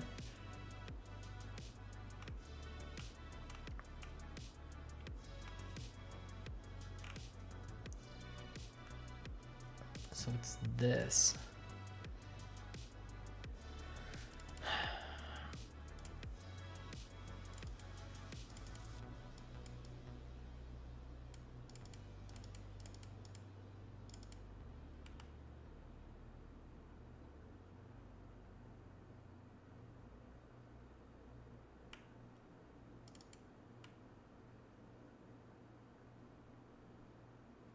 It's like the hue isn't being like translated correctly.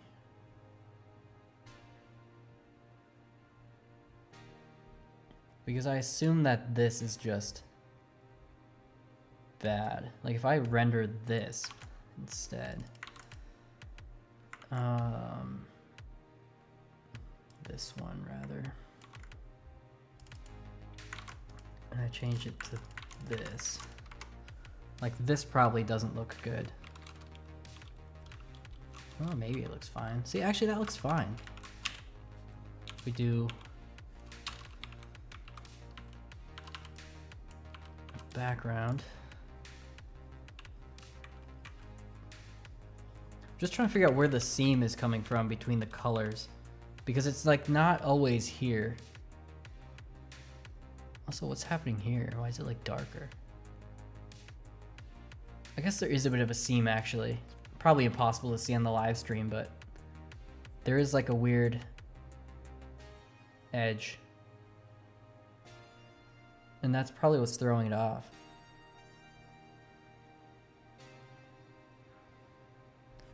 So if I render just the color of this, so we make it like fully saturated or full brightness maybe.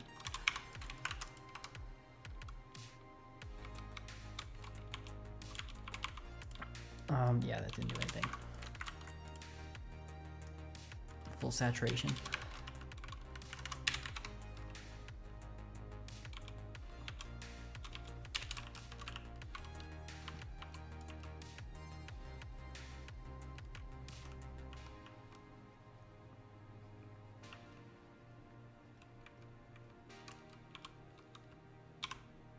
Yeah, okay. So it hates the transition. And that's due to the brightness, I believe. It just loses precision. You can even see it like having these weird gradients. Like weird like lines where it just doesn't have precision anymore.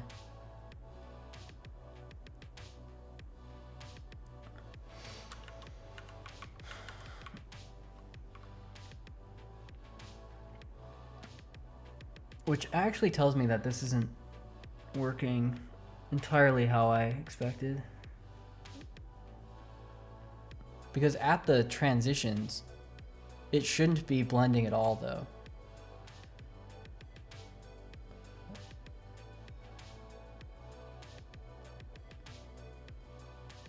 It should be like reverting back to the multiply rather than the color shift.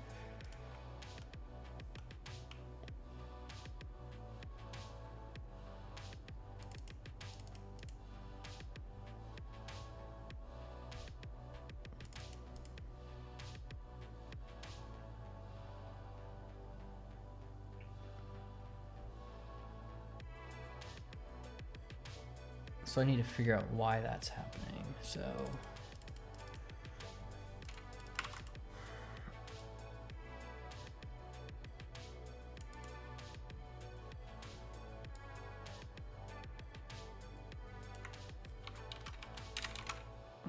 what just happened?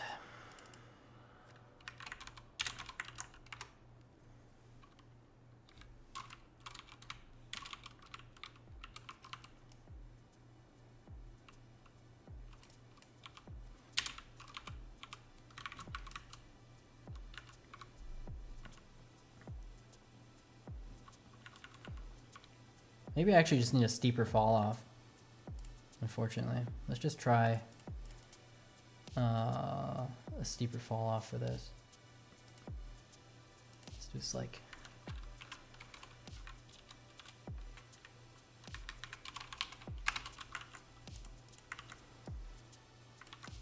just see what that looks like.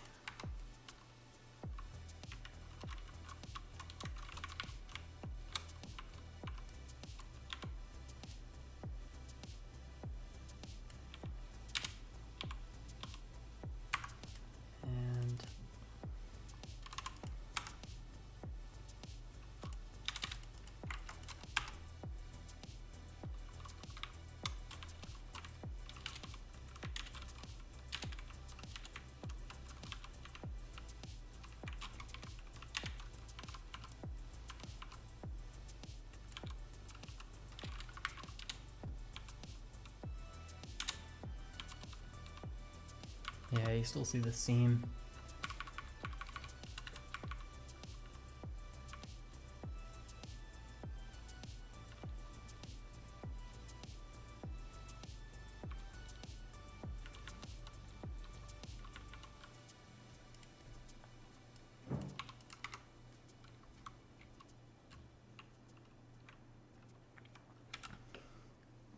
Um, I don't know actually.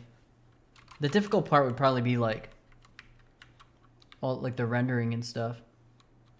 Because I know nothing about how you would do that on a Raspberry Pi. Like, they're just mini computers, so I imagine it's just like, I don't know. Well, maybe the rendering actually isn't the problem. I don't know. It'd be fun to try. You could definitely do it though. You just have to be careful about how you're like handling things like memory and graphics, because you can't. You actually have to be a bit careful with the amount of stuff you're doing, I imagine. All right.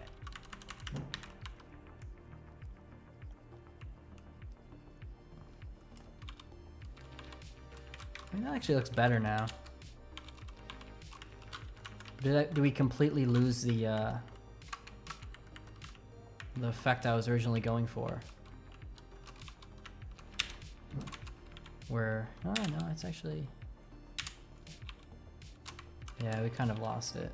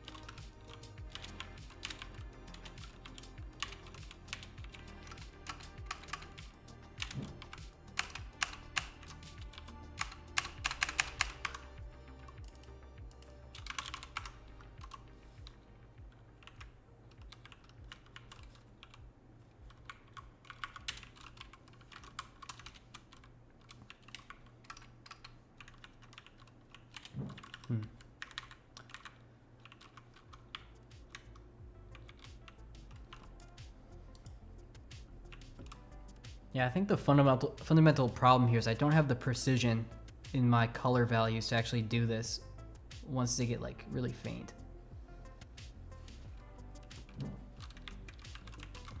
And it seems like really apparent between yellow and blue.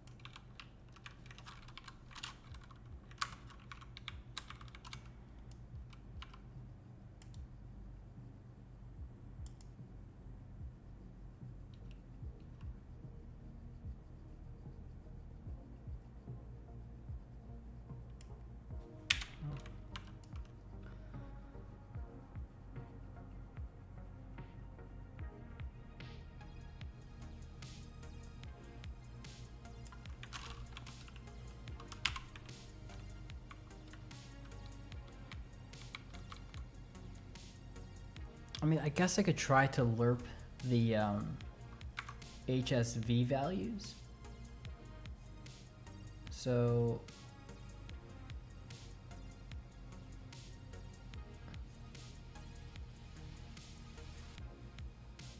like maybe that would work. I don't know.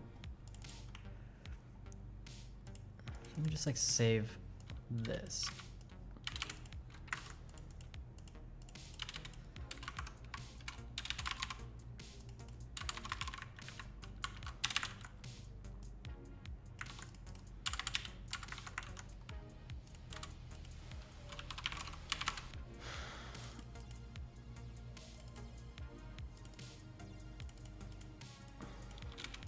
So we like lerp these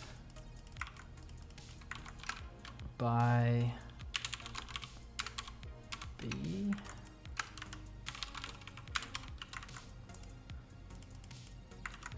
And then that gets converted back to RGB.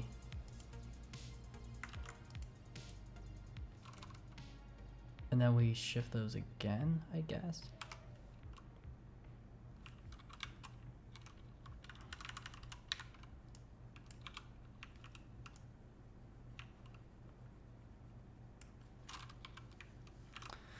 All right, it looks a bit better, maybe. Still not great though.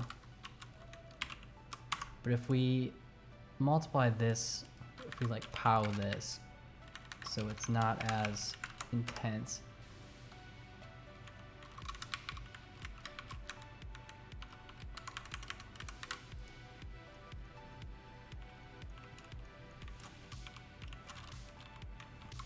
That didn't make any difference.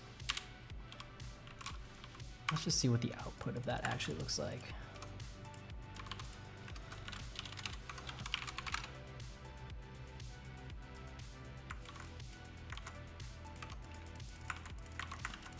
It's a lot of just trial and error, it seems.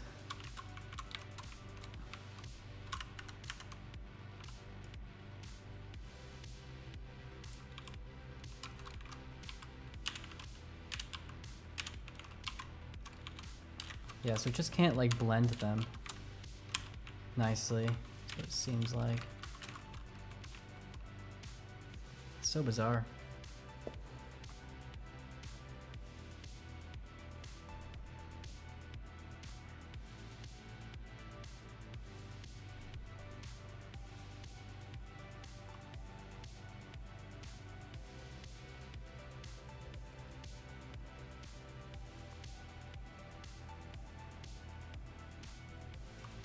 Yeah, let's actually, yeah, let me see if that's what's happening. 1 second.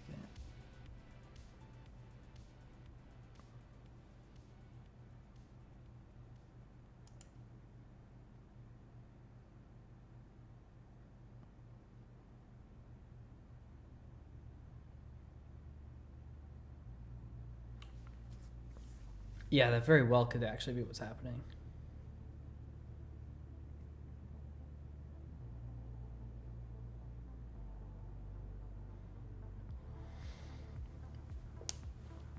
This is so complicated, so frustrating. Yeah, because like if it's trying to just like lerp between them, it's not taking the shortest path, which actually matters, I think. Because yeah, and then it's just shifting across the entire hue spectrum. So if you have two reds that are close together but on opposite ends, yeah, you'll just get like cyan in the middle.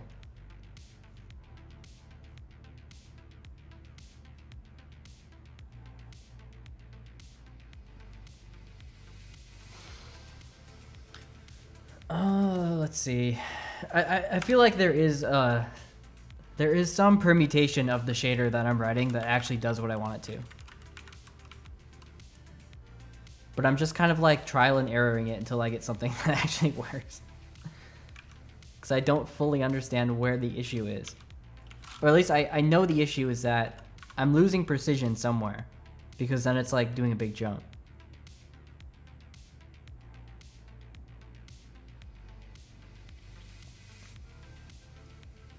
I thought it was maybe the hue wasn't being like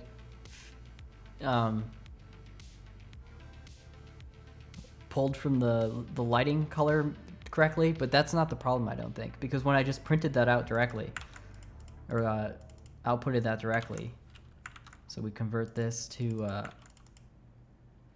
RGB, this one. So like, this is just the light color without any pixel contribution, just the light. So that's yellow, that's blue. And there is a seam here, which I'm not quite sure why that's happening, but I'm sure there's a reason for it. But like, there is a smooth gradient in color here. And then if I output just, well, actually, maybe that is part of the problem. There shouldn't be a seam at all. It should just smoothly transition from one to the other. Because if I just write the raw color itself, I think the that seam won't be there. So it could very well be my functions that are actually somewhat broken too. Yeah, oh, there is a seam. Those look the same to me. I wonder why that's there. It's really annoying. What is that? Doesn't happen. Oh, it does happen. Wait a minute. Oh, I'm still not printing out the right thing.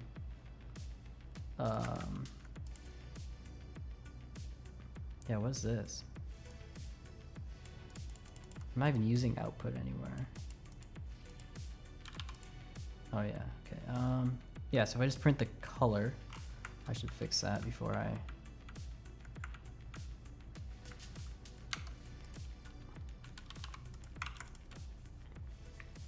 Yeah. Like now I'm debating whether the HSV color space is actually the right one. But I don't know. I don't know enough. All right, let's try this. So this is just, oh shoot. What's happening? What didn't it like about that? Incorrect number of arguments. This should be RGB.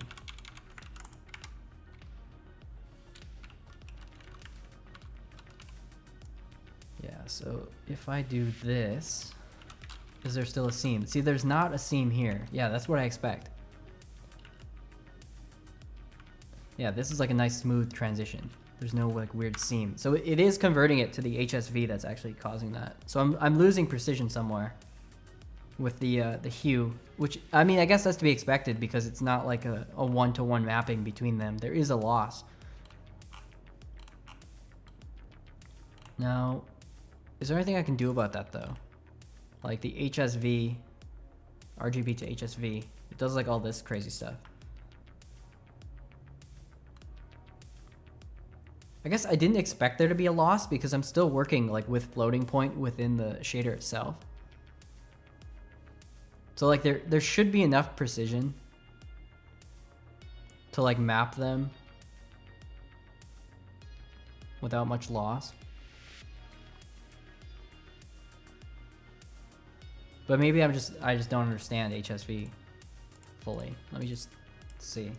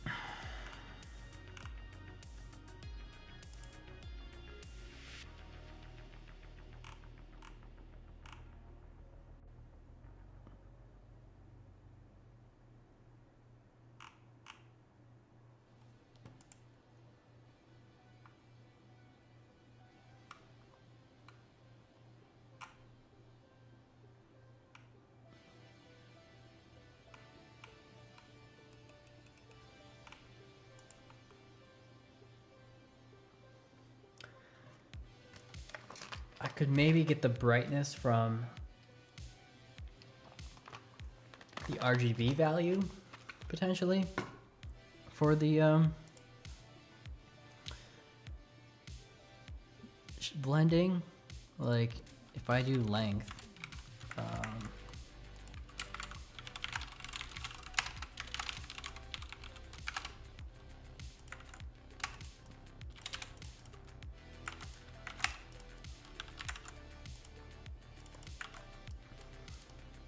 what does this look like?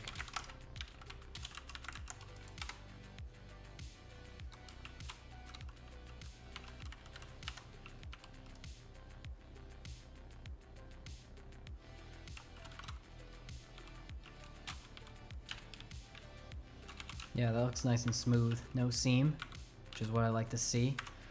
Now, did the HSV have a seam when I did that?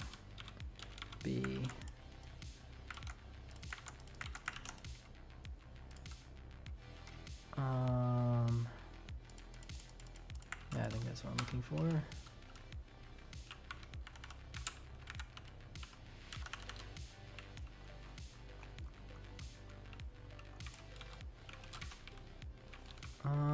No, it actually, well, it kind of does. It looks worse, notably. So I'm gonna use this because I'm not gonna use this because it actually just looks worse. Let me just make a comparison between these. If I just change this one.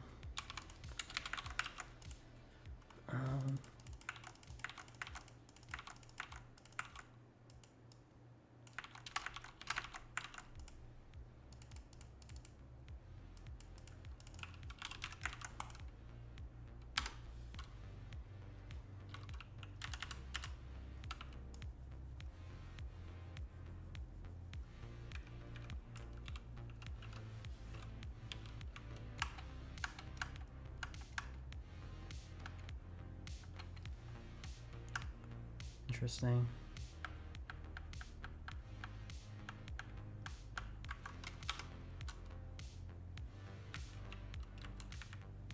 Yeah, so the HSV one is a lot dimmer, which is actually pretty fascinating. Yeah, this is using the HSV brightness, like value portion. Yeah.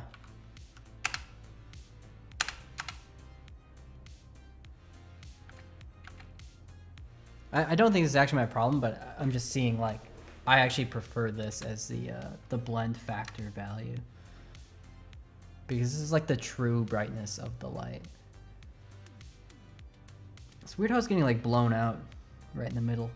I'm not sure why that's happening. Should I be using this?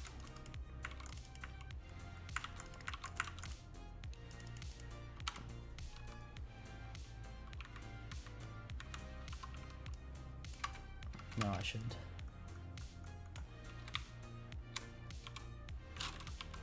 Okay, I'm just gonna see what happens if I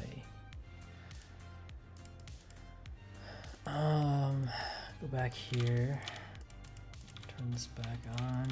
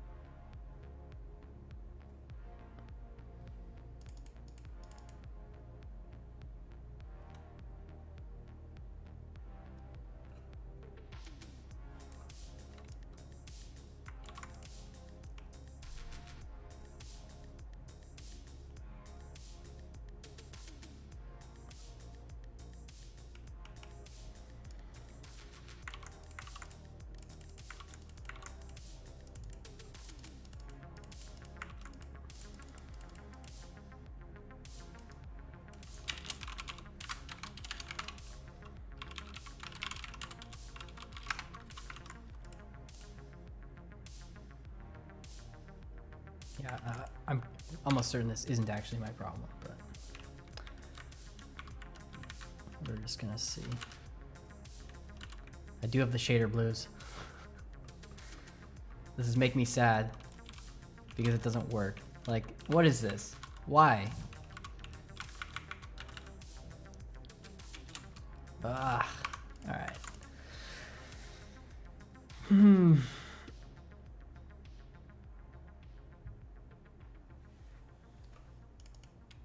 Let's get rid of the power. It's killing me. I'm dying over here.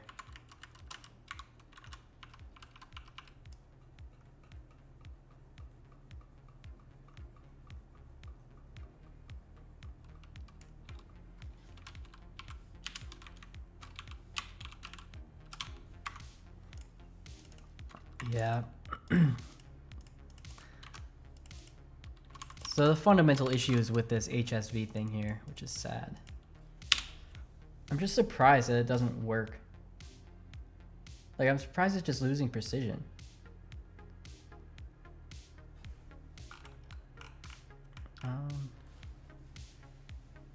Yeah, it did look a bit better. But it doesn't look perfect.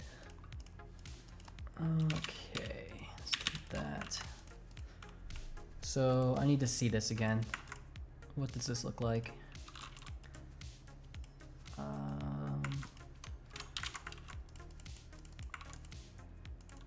So what does that look like?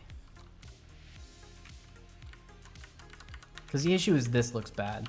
So I need to fix this color. Once I fix this, then the other part will be fine. So yeah, the problem is that it doesn't blend correctly here on the edges. Now, I shouldn't actually have any blending occurring here at all. It should just be like the raw color. So I need to interpolate at this stage. Somewhere here. Like this is what needs to be interpolated, is this H value, I think. So let me just try doing that. So the difference is, I think I already wrote this code like 3 times, but we'll do it again. So it's that minus the world one.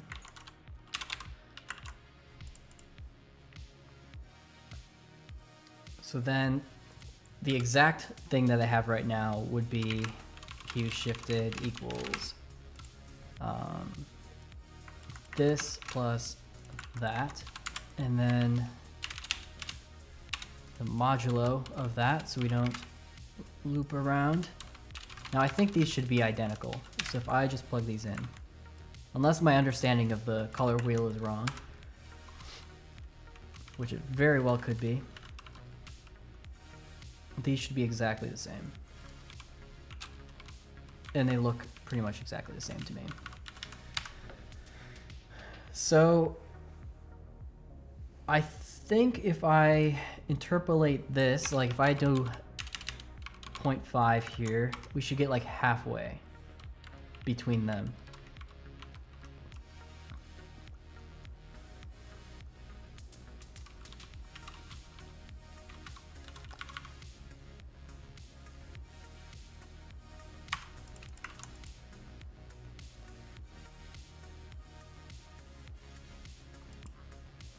Actually, let me think. What if one side is on? I need to like actually see the math here. So if, say we have like the hue for the block is 0.1, like block 0.1, light 0.8. So hue difference is 0.7. And then 0.1 plus 0.7 is going to give you a hue that's completely wrong. Yeah, this is like just, yeah, this won't work.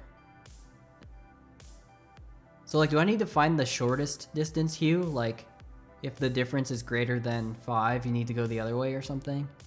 Like, you want it, like, normalized between negative 0.5 and plus 0.5. Yeah. Yeah, exactly. It's like, what's the way of figuring that out?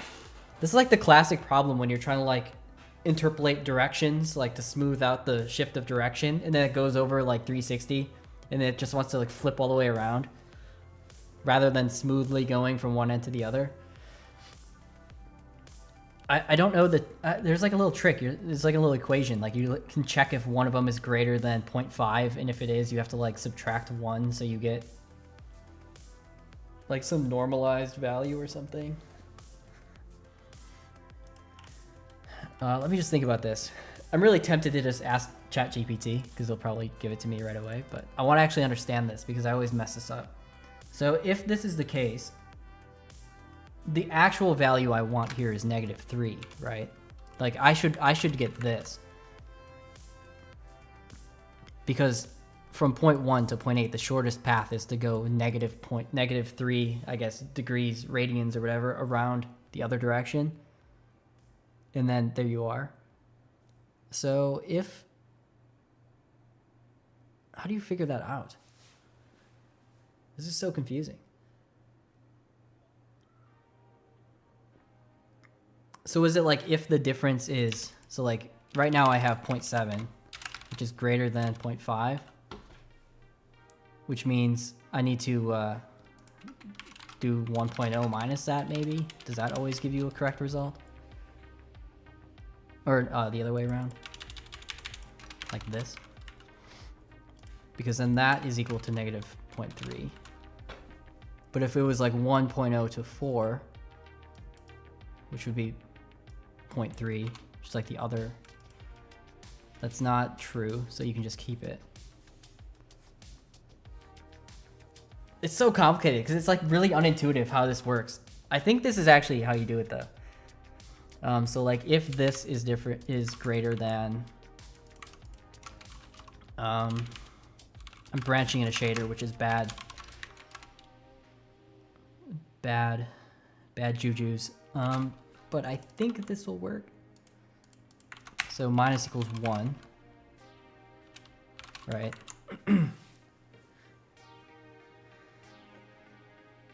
Okay, let's see. What does AI say? Yeah, so that's angle difference. So now we just need to convert 180 to 0.5 into 1.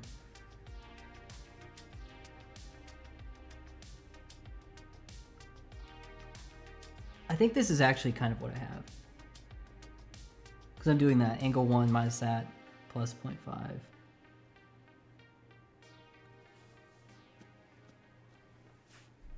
I think what I have now will work. Because then so then I need to combine them. So like if I combine these. So it's like the first value. It's like your starting value. So now we add the difference, which can be negative now. So it couldn't have been negative before. And then by some factor, so we'll have the brightness, I guess, be the, or no, we'll have the length be the factor. Yeah, that's what we want, the length. And now we need to get this back in the 0 to 1 range. So now we have to do modulo of that. I'm sure there's like some like genius out there because I should just figure this out immediately. I'm over here stumped. All right, let's see what this does. Does this do anything better? Okay.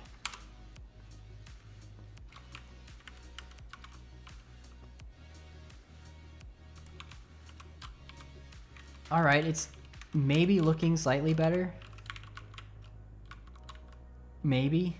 The seam is a little less intense, I guess, but I don't know if that's even correct. I'm not seeing orange anymore. Or red. It's still intense though. But maybe if I make the drop. Oh, what's going on over here? Oh no. Okay. If I make the drop off, so let's like take the power of this.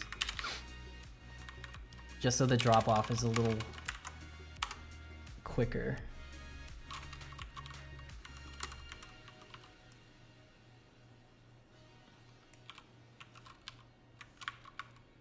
I mean, I don't know. Does that look better? Maybe.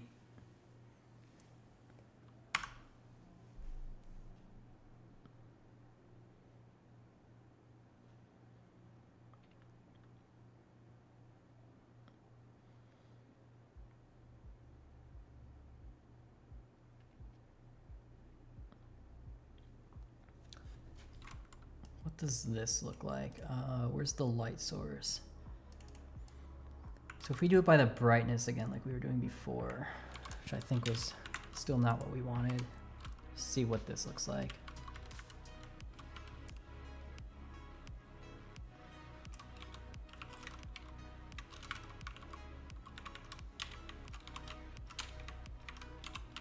Actually, what did I just have there? Oh, I had the wrong value here. This is supposed to be the light.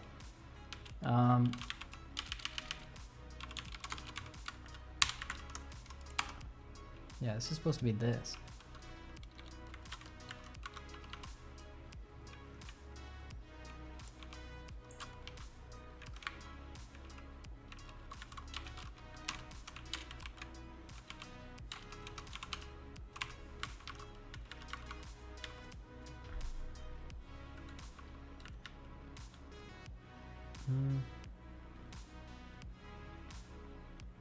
Okay, so it still doesn't behave as I expect because the intention is that at the seam, it should just be the actual block color without any shift at all. And that's just not working. So the question is, what part of this is going wrong? Is it that? Is it the length thing? Is that what the problem is?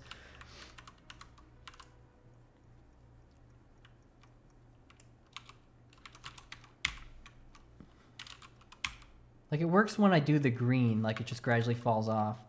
And then when I add another color, like blue, it just like goes forever.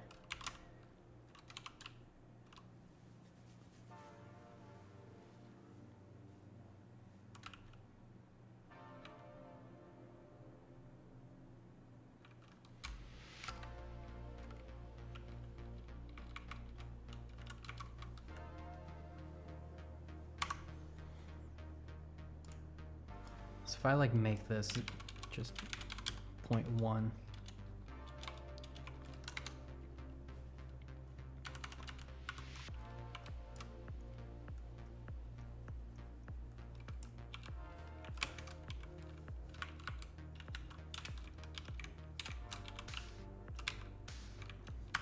Yeah, I do think it's an improvement though.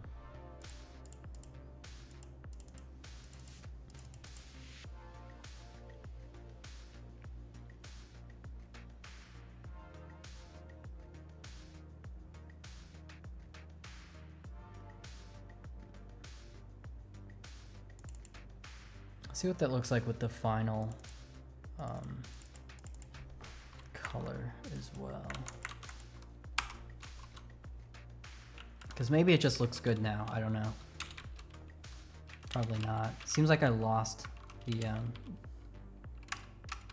Actually, I've lost the original thing. Let's put that back.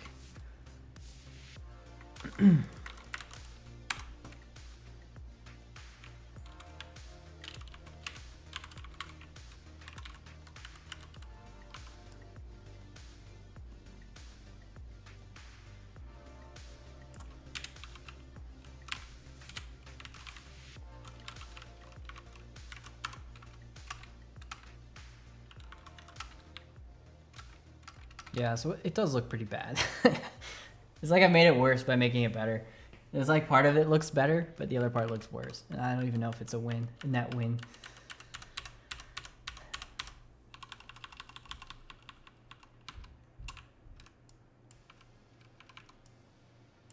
Like I think the grass looks better in this one because you get the nice blue, right? Like I want that effect, but I want the nice transitions of this down here. And it's like I can't seem to have both.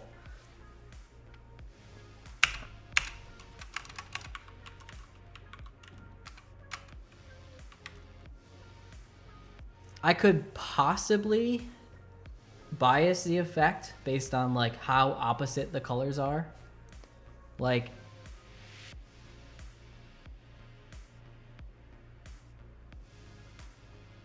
I don't know, that just doesn't seem worth it though. This is tough.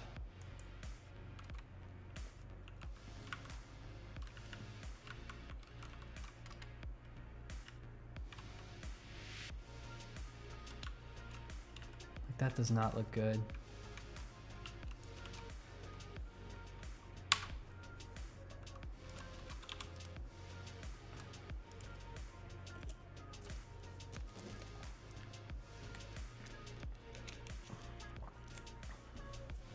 Okay, what else can I try?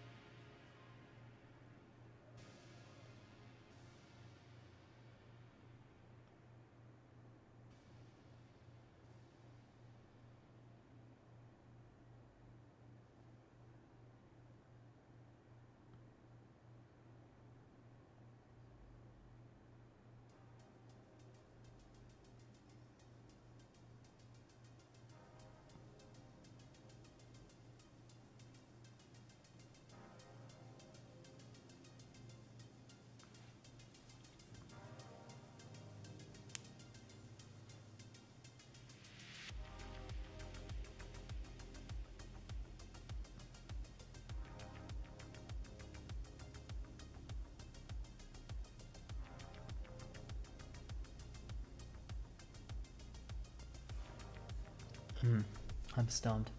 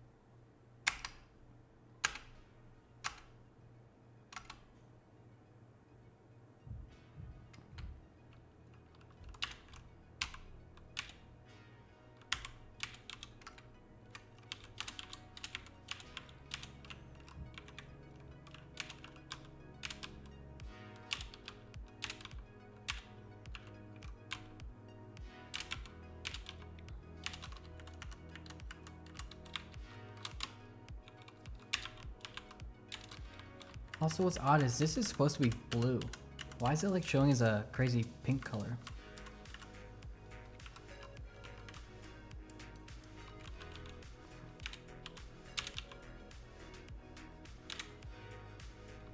This is red. green, blue. Why is blue showing as like pink?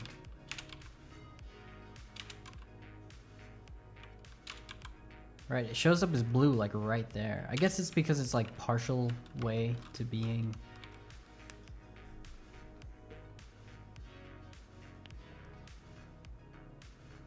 Is there like a better color space for lerping colors while preserving contrast? Because like that's ultimately what I'm after, is I just want to like preserve the contrast of the original thing. Like as if it were black and white.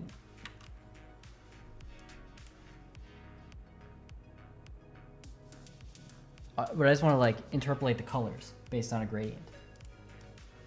All right, let's figure this out. Let's ask ChatGPT.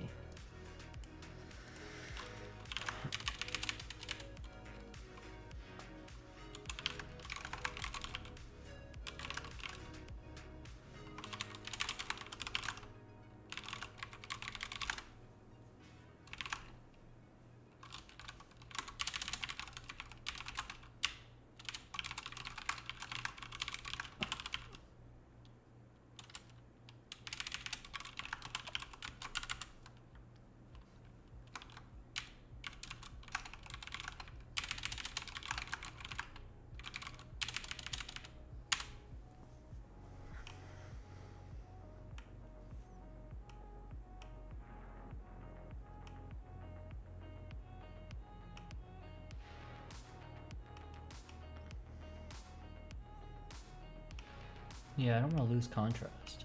Preserving perceptual contrast. Yeah, that's what I want.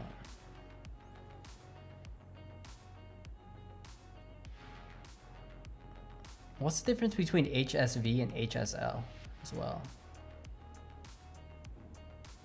Just for luminance.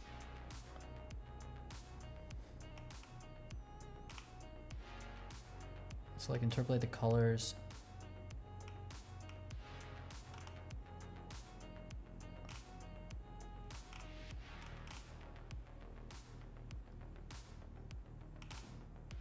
Okay, let's just see what this looks like.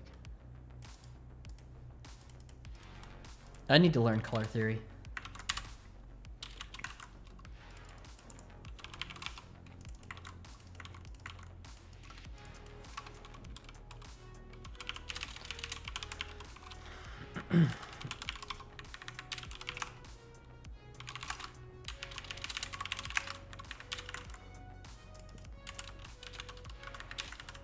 What is this crazy like Python code?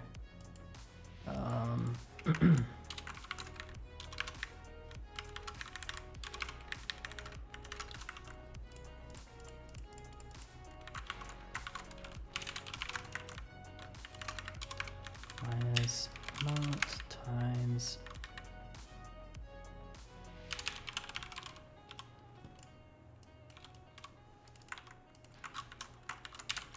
I just have no faith that this will actually work. But at this point, it's worth anything, worth a shot.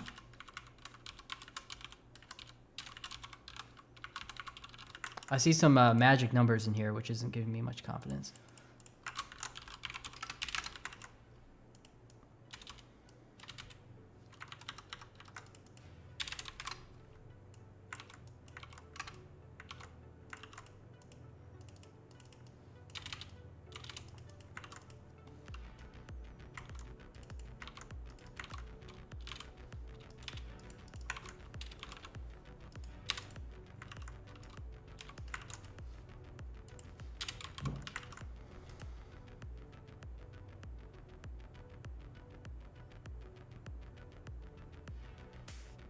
What is this crap? If luminance blended is greater.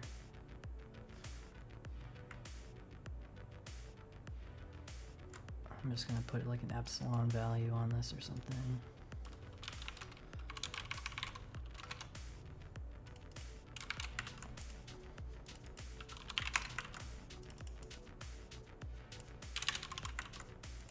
I don't actually want it in range 10 to 255.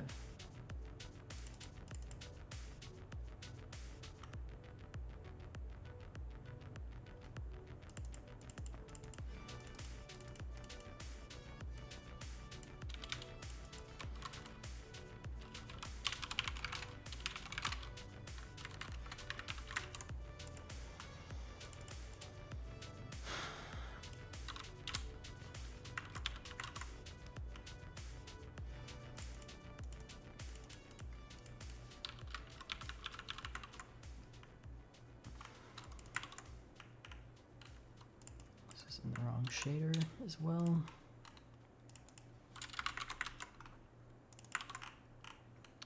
All right, what does this look like?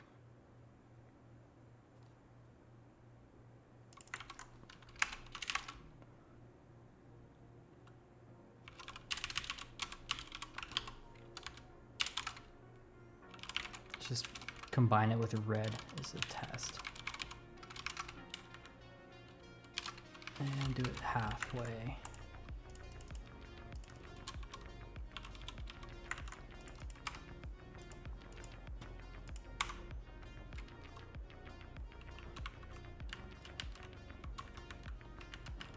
Okay, it already seems very bright for being halfway.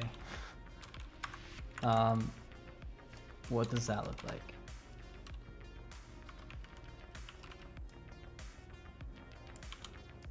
And 0 should be the original color. All right.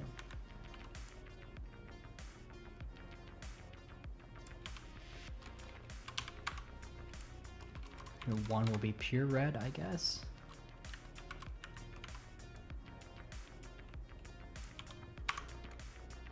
.5 does not look like halfway between red and not red though. That looks really red to me. 0.5 looks like how I expect 1 to look like.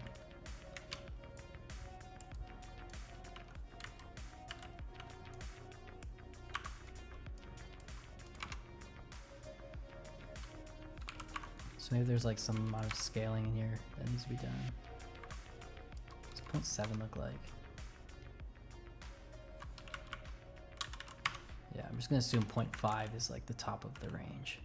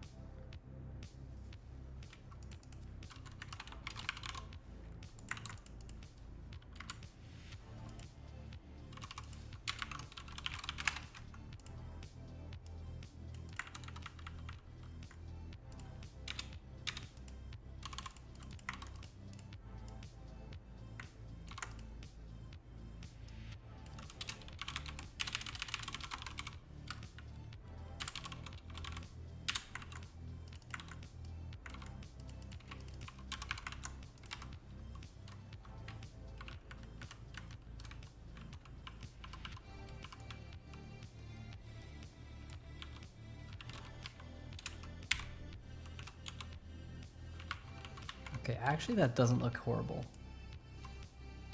I'm kind of surprised.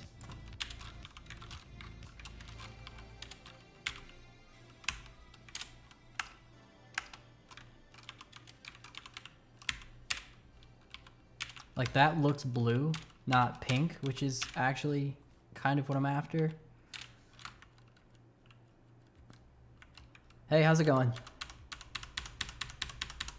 You can watch me bash my head against the wall on this color issue I'm having.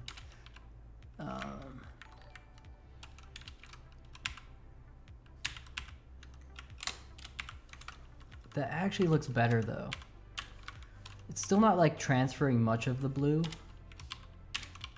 So if I do this, if I stop scaling this, maybe will this look better? Actually, that looks pretty good.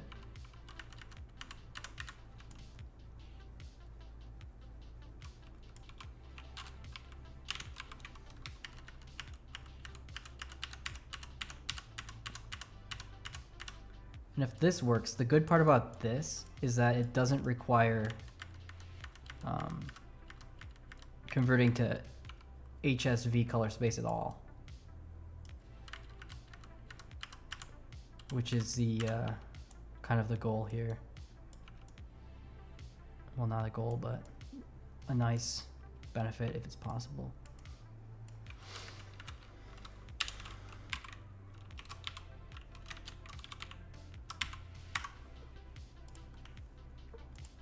Okay, so let's include this in the shader. So if I just simplify this now to have be this. It's basically the raw color with the light color. And then the shift factor, I'll just call it shift factor. Because we're not shifting hue anymore.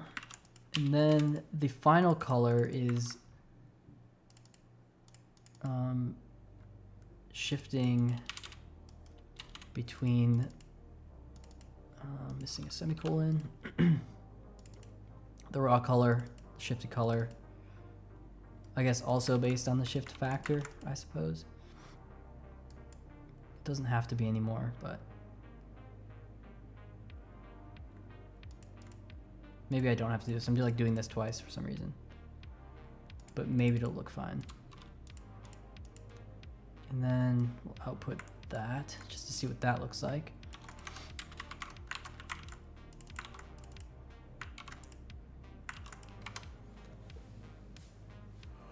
Okay.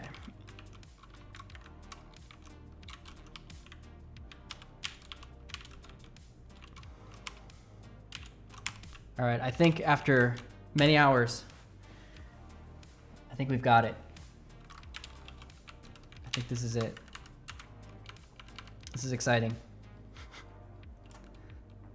I just want to be done thinking about this. Look at that, nice smooth color transitions between opposite ends of the spectrum. And when you place grass, which is pure green, well actually the grass wasn't pure green. We have to make that happen again.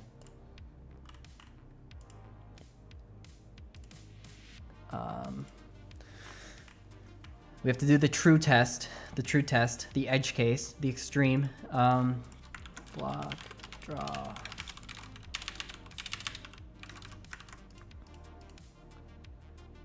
So let's make this pure green for now.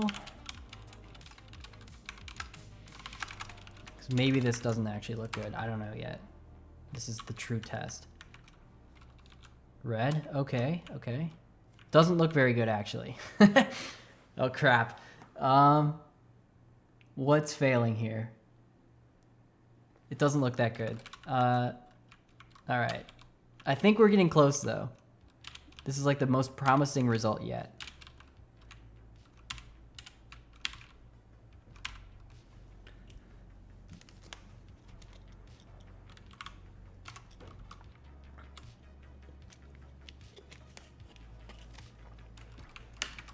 There's like too much contrast.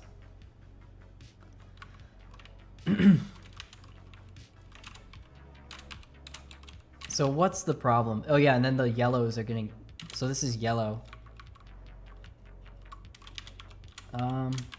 So I imagine it's the magic values in the shader that are probably the problem. I just don't know. Maybe it's just like mixing too extreme. Like, I don't know. The thing I don't like about magic numbers is I don't actually know what these mean. I'm pretty sure what's happening here in the shader though, is it's essentially just like, it's like a grayscale filter, except rather than emitting grayscale, it's then colorizing it. So like in these magic numbers sort of are like parameters for how the grayscale should look. Like if you ever use Photoshop and you grayscale, but you can change like the way the contrast and stuff is, because not all grayscale looks the same. I think that's what these magic numbers represent. So I could tweak them. I don't know what numbers look good. It's essentially a Terraria clone in terms of visual appearance.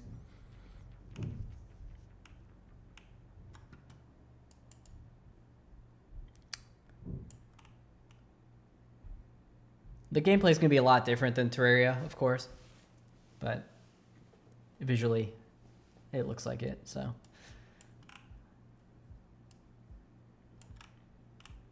Okay, so is it the shift factor which is the problem? So what if we, well, I don't think it's a shift factor actually. Let's make this like 0.8 and just see if this makes a difference in any way. No, so it's the magic numbers.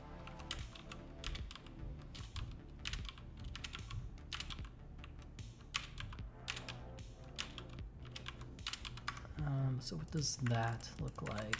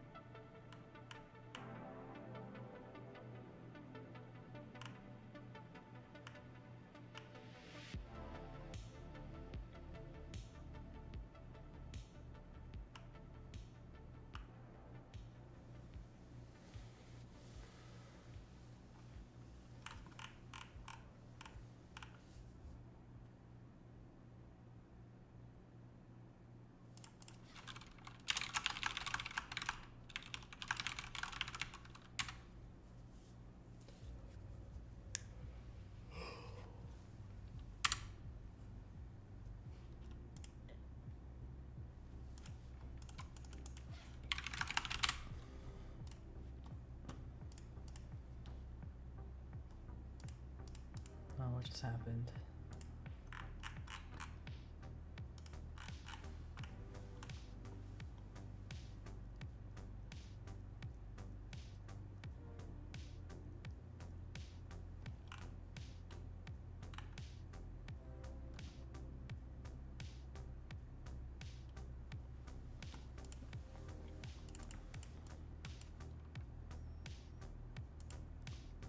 So do these add up to 1? Is my question. I assume they do. 0.2126, 0.7152. Yeah. Yeah, so this is like the amount of red, green, and blue that contribute to the final color.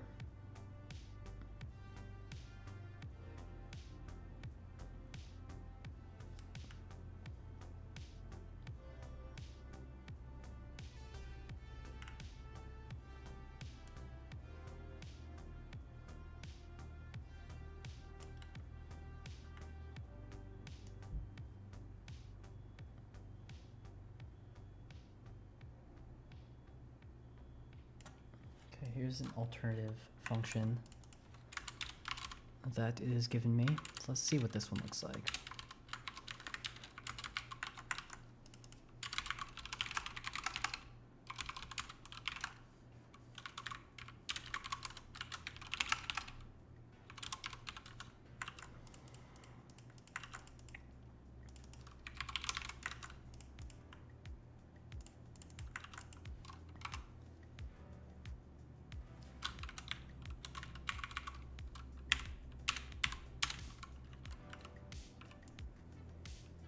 This isn't preserving the colors at all. It's just washed out.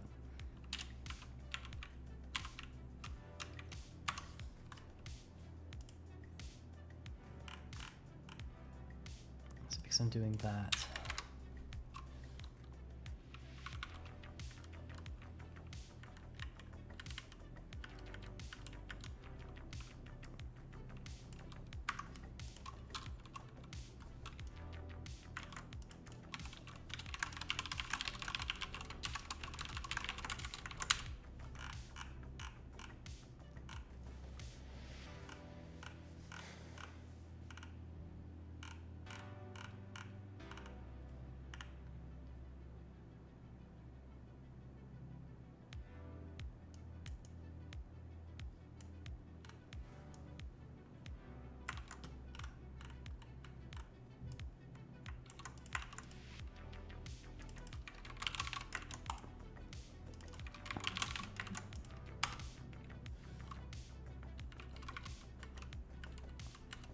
Okay, yeah, this is not a winner.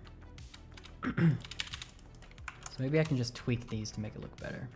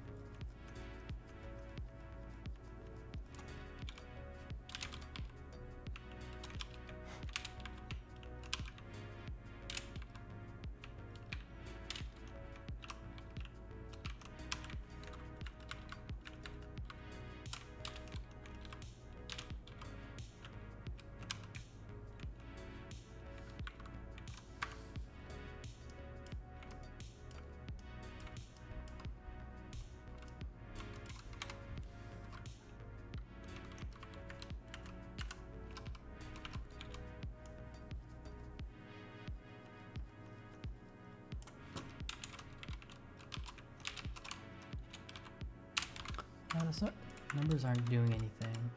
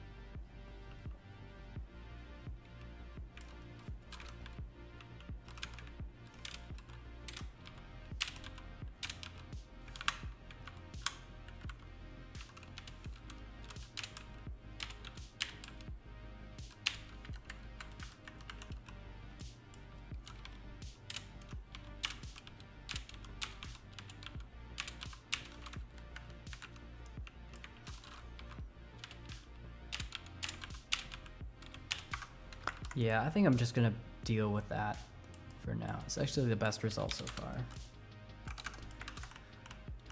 So I'm more or less happy with it.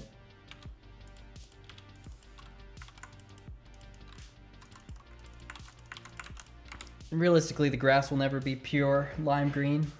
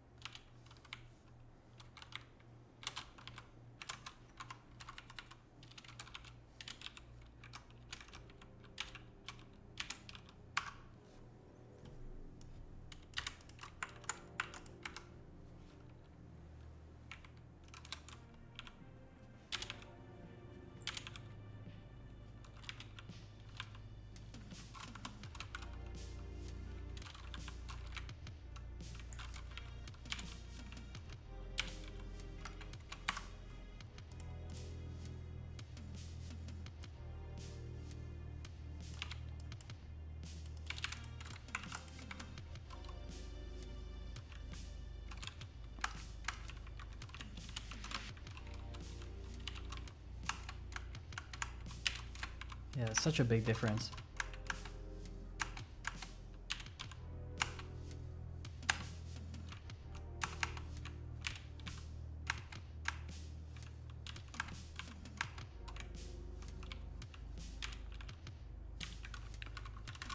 Let's get the world color to work too now.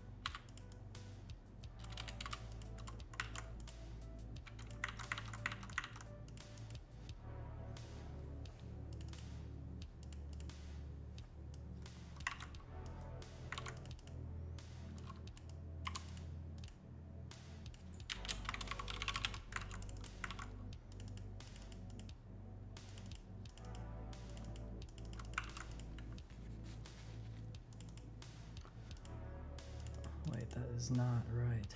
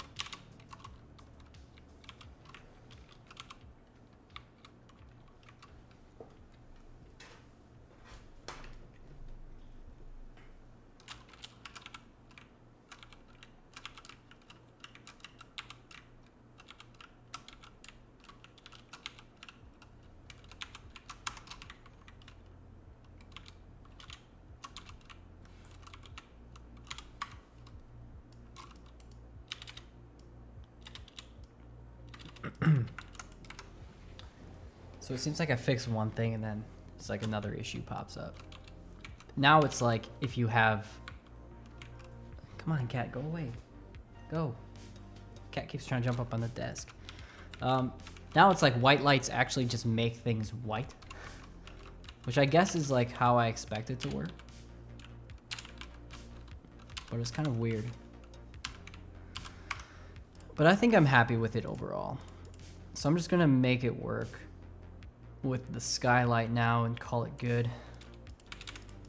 The nice thing about this is it's actually simpler than the original idea or the original code, so that's a good thing. So let's see.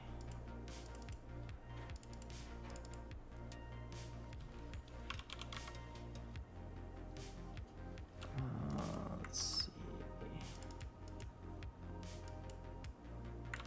Put that there.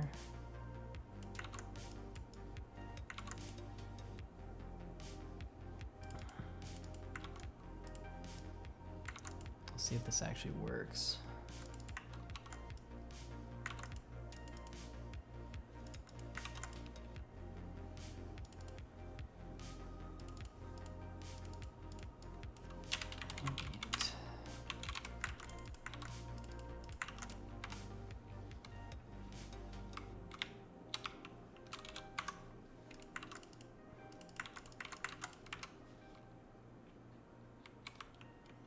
Yeah, it like gets washed out. Not ideal.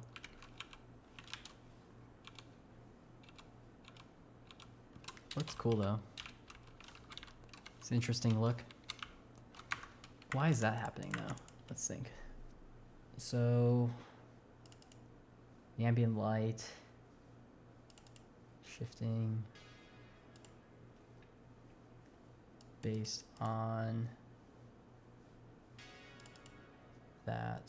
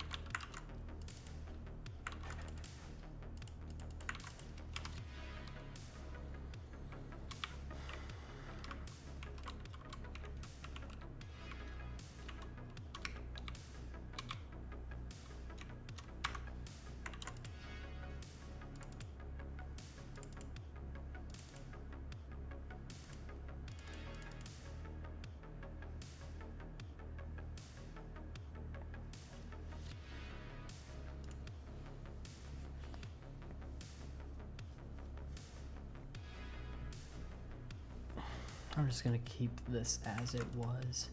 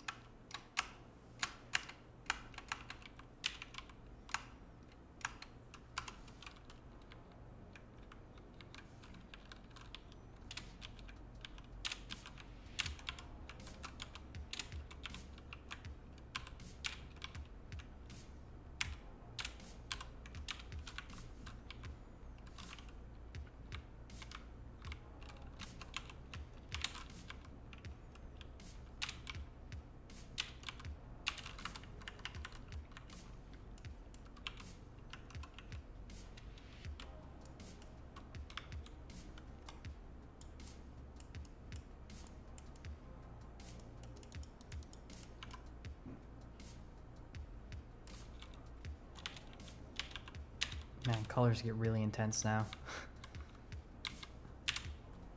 Yikes. What if I end this, get rid of the scaling on these, like make that 2 or something.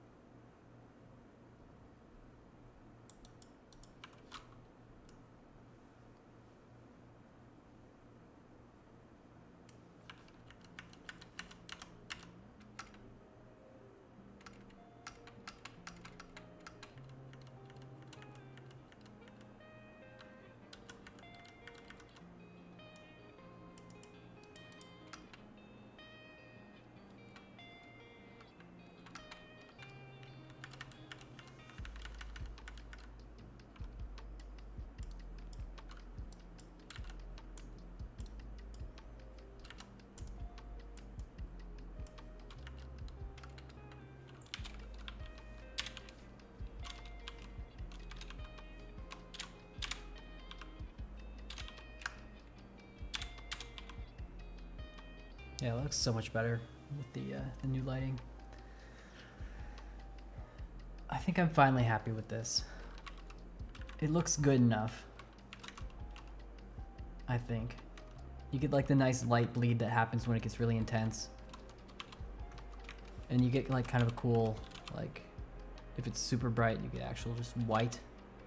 Which is a bit weird actually, but then you can have like white light that actually looks kind of white. Which is kind of neat.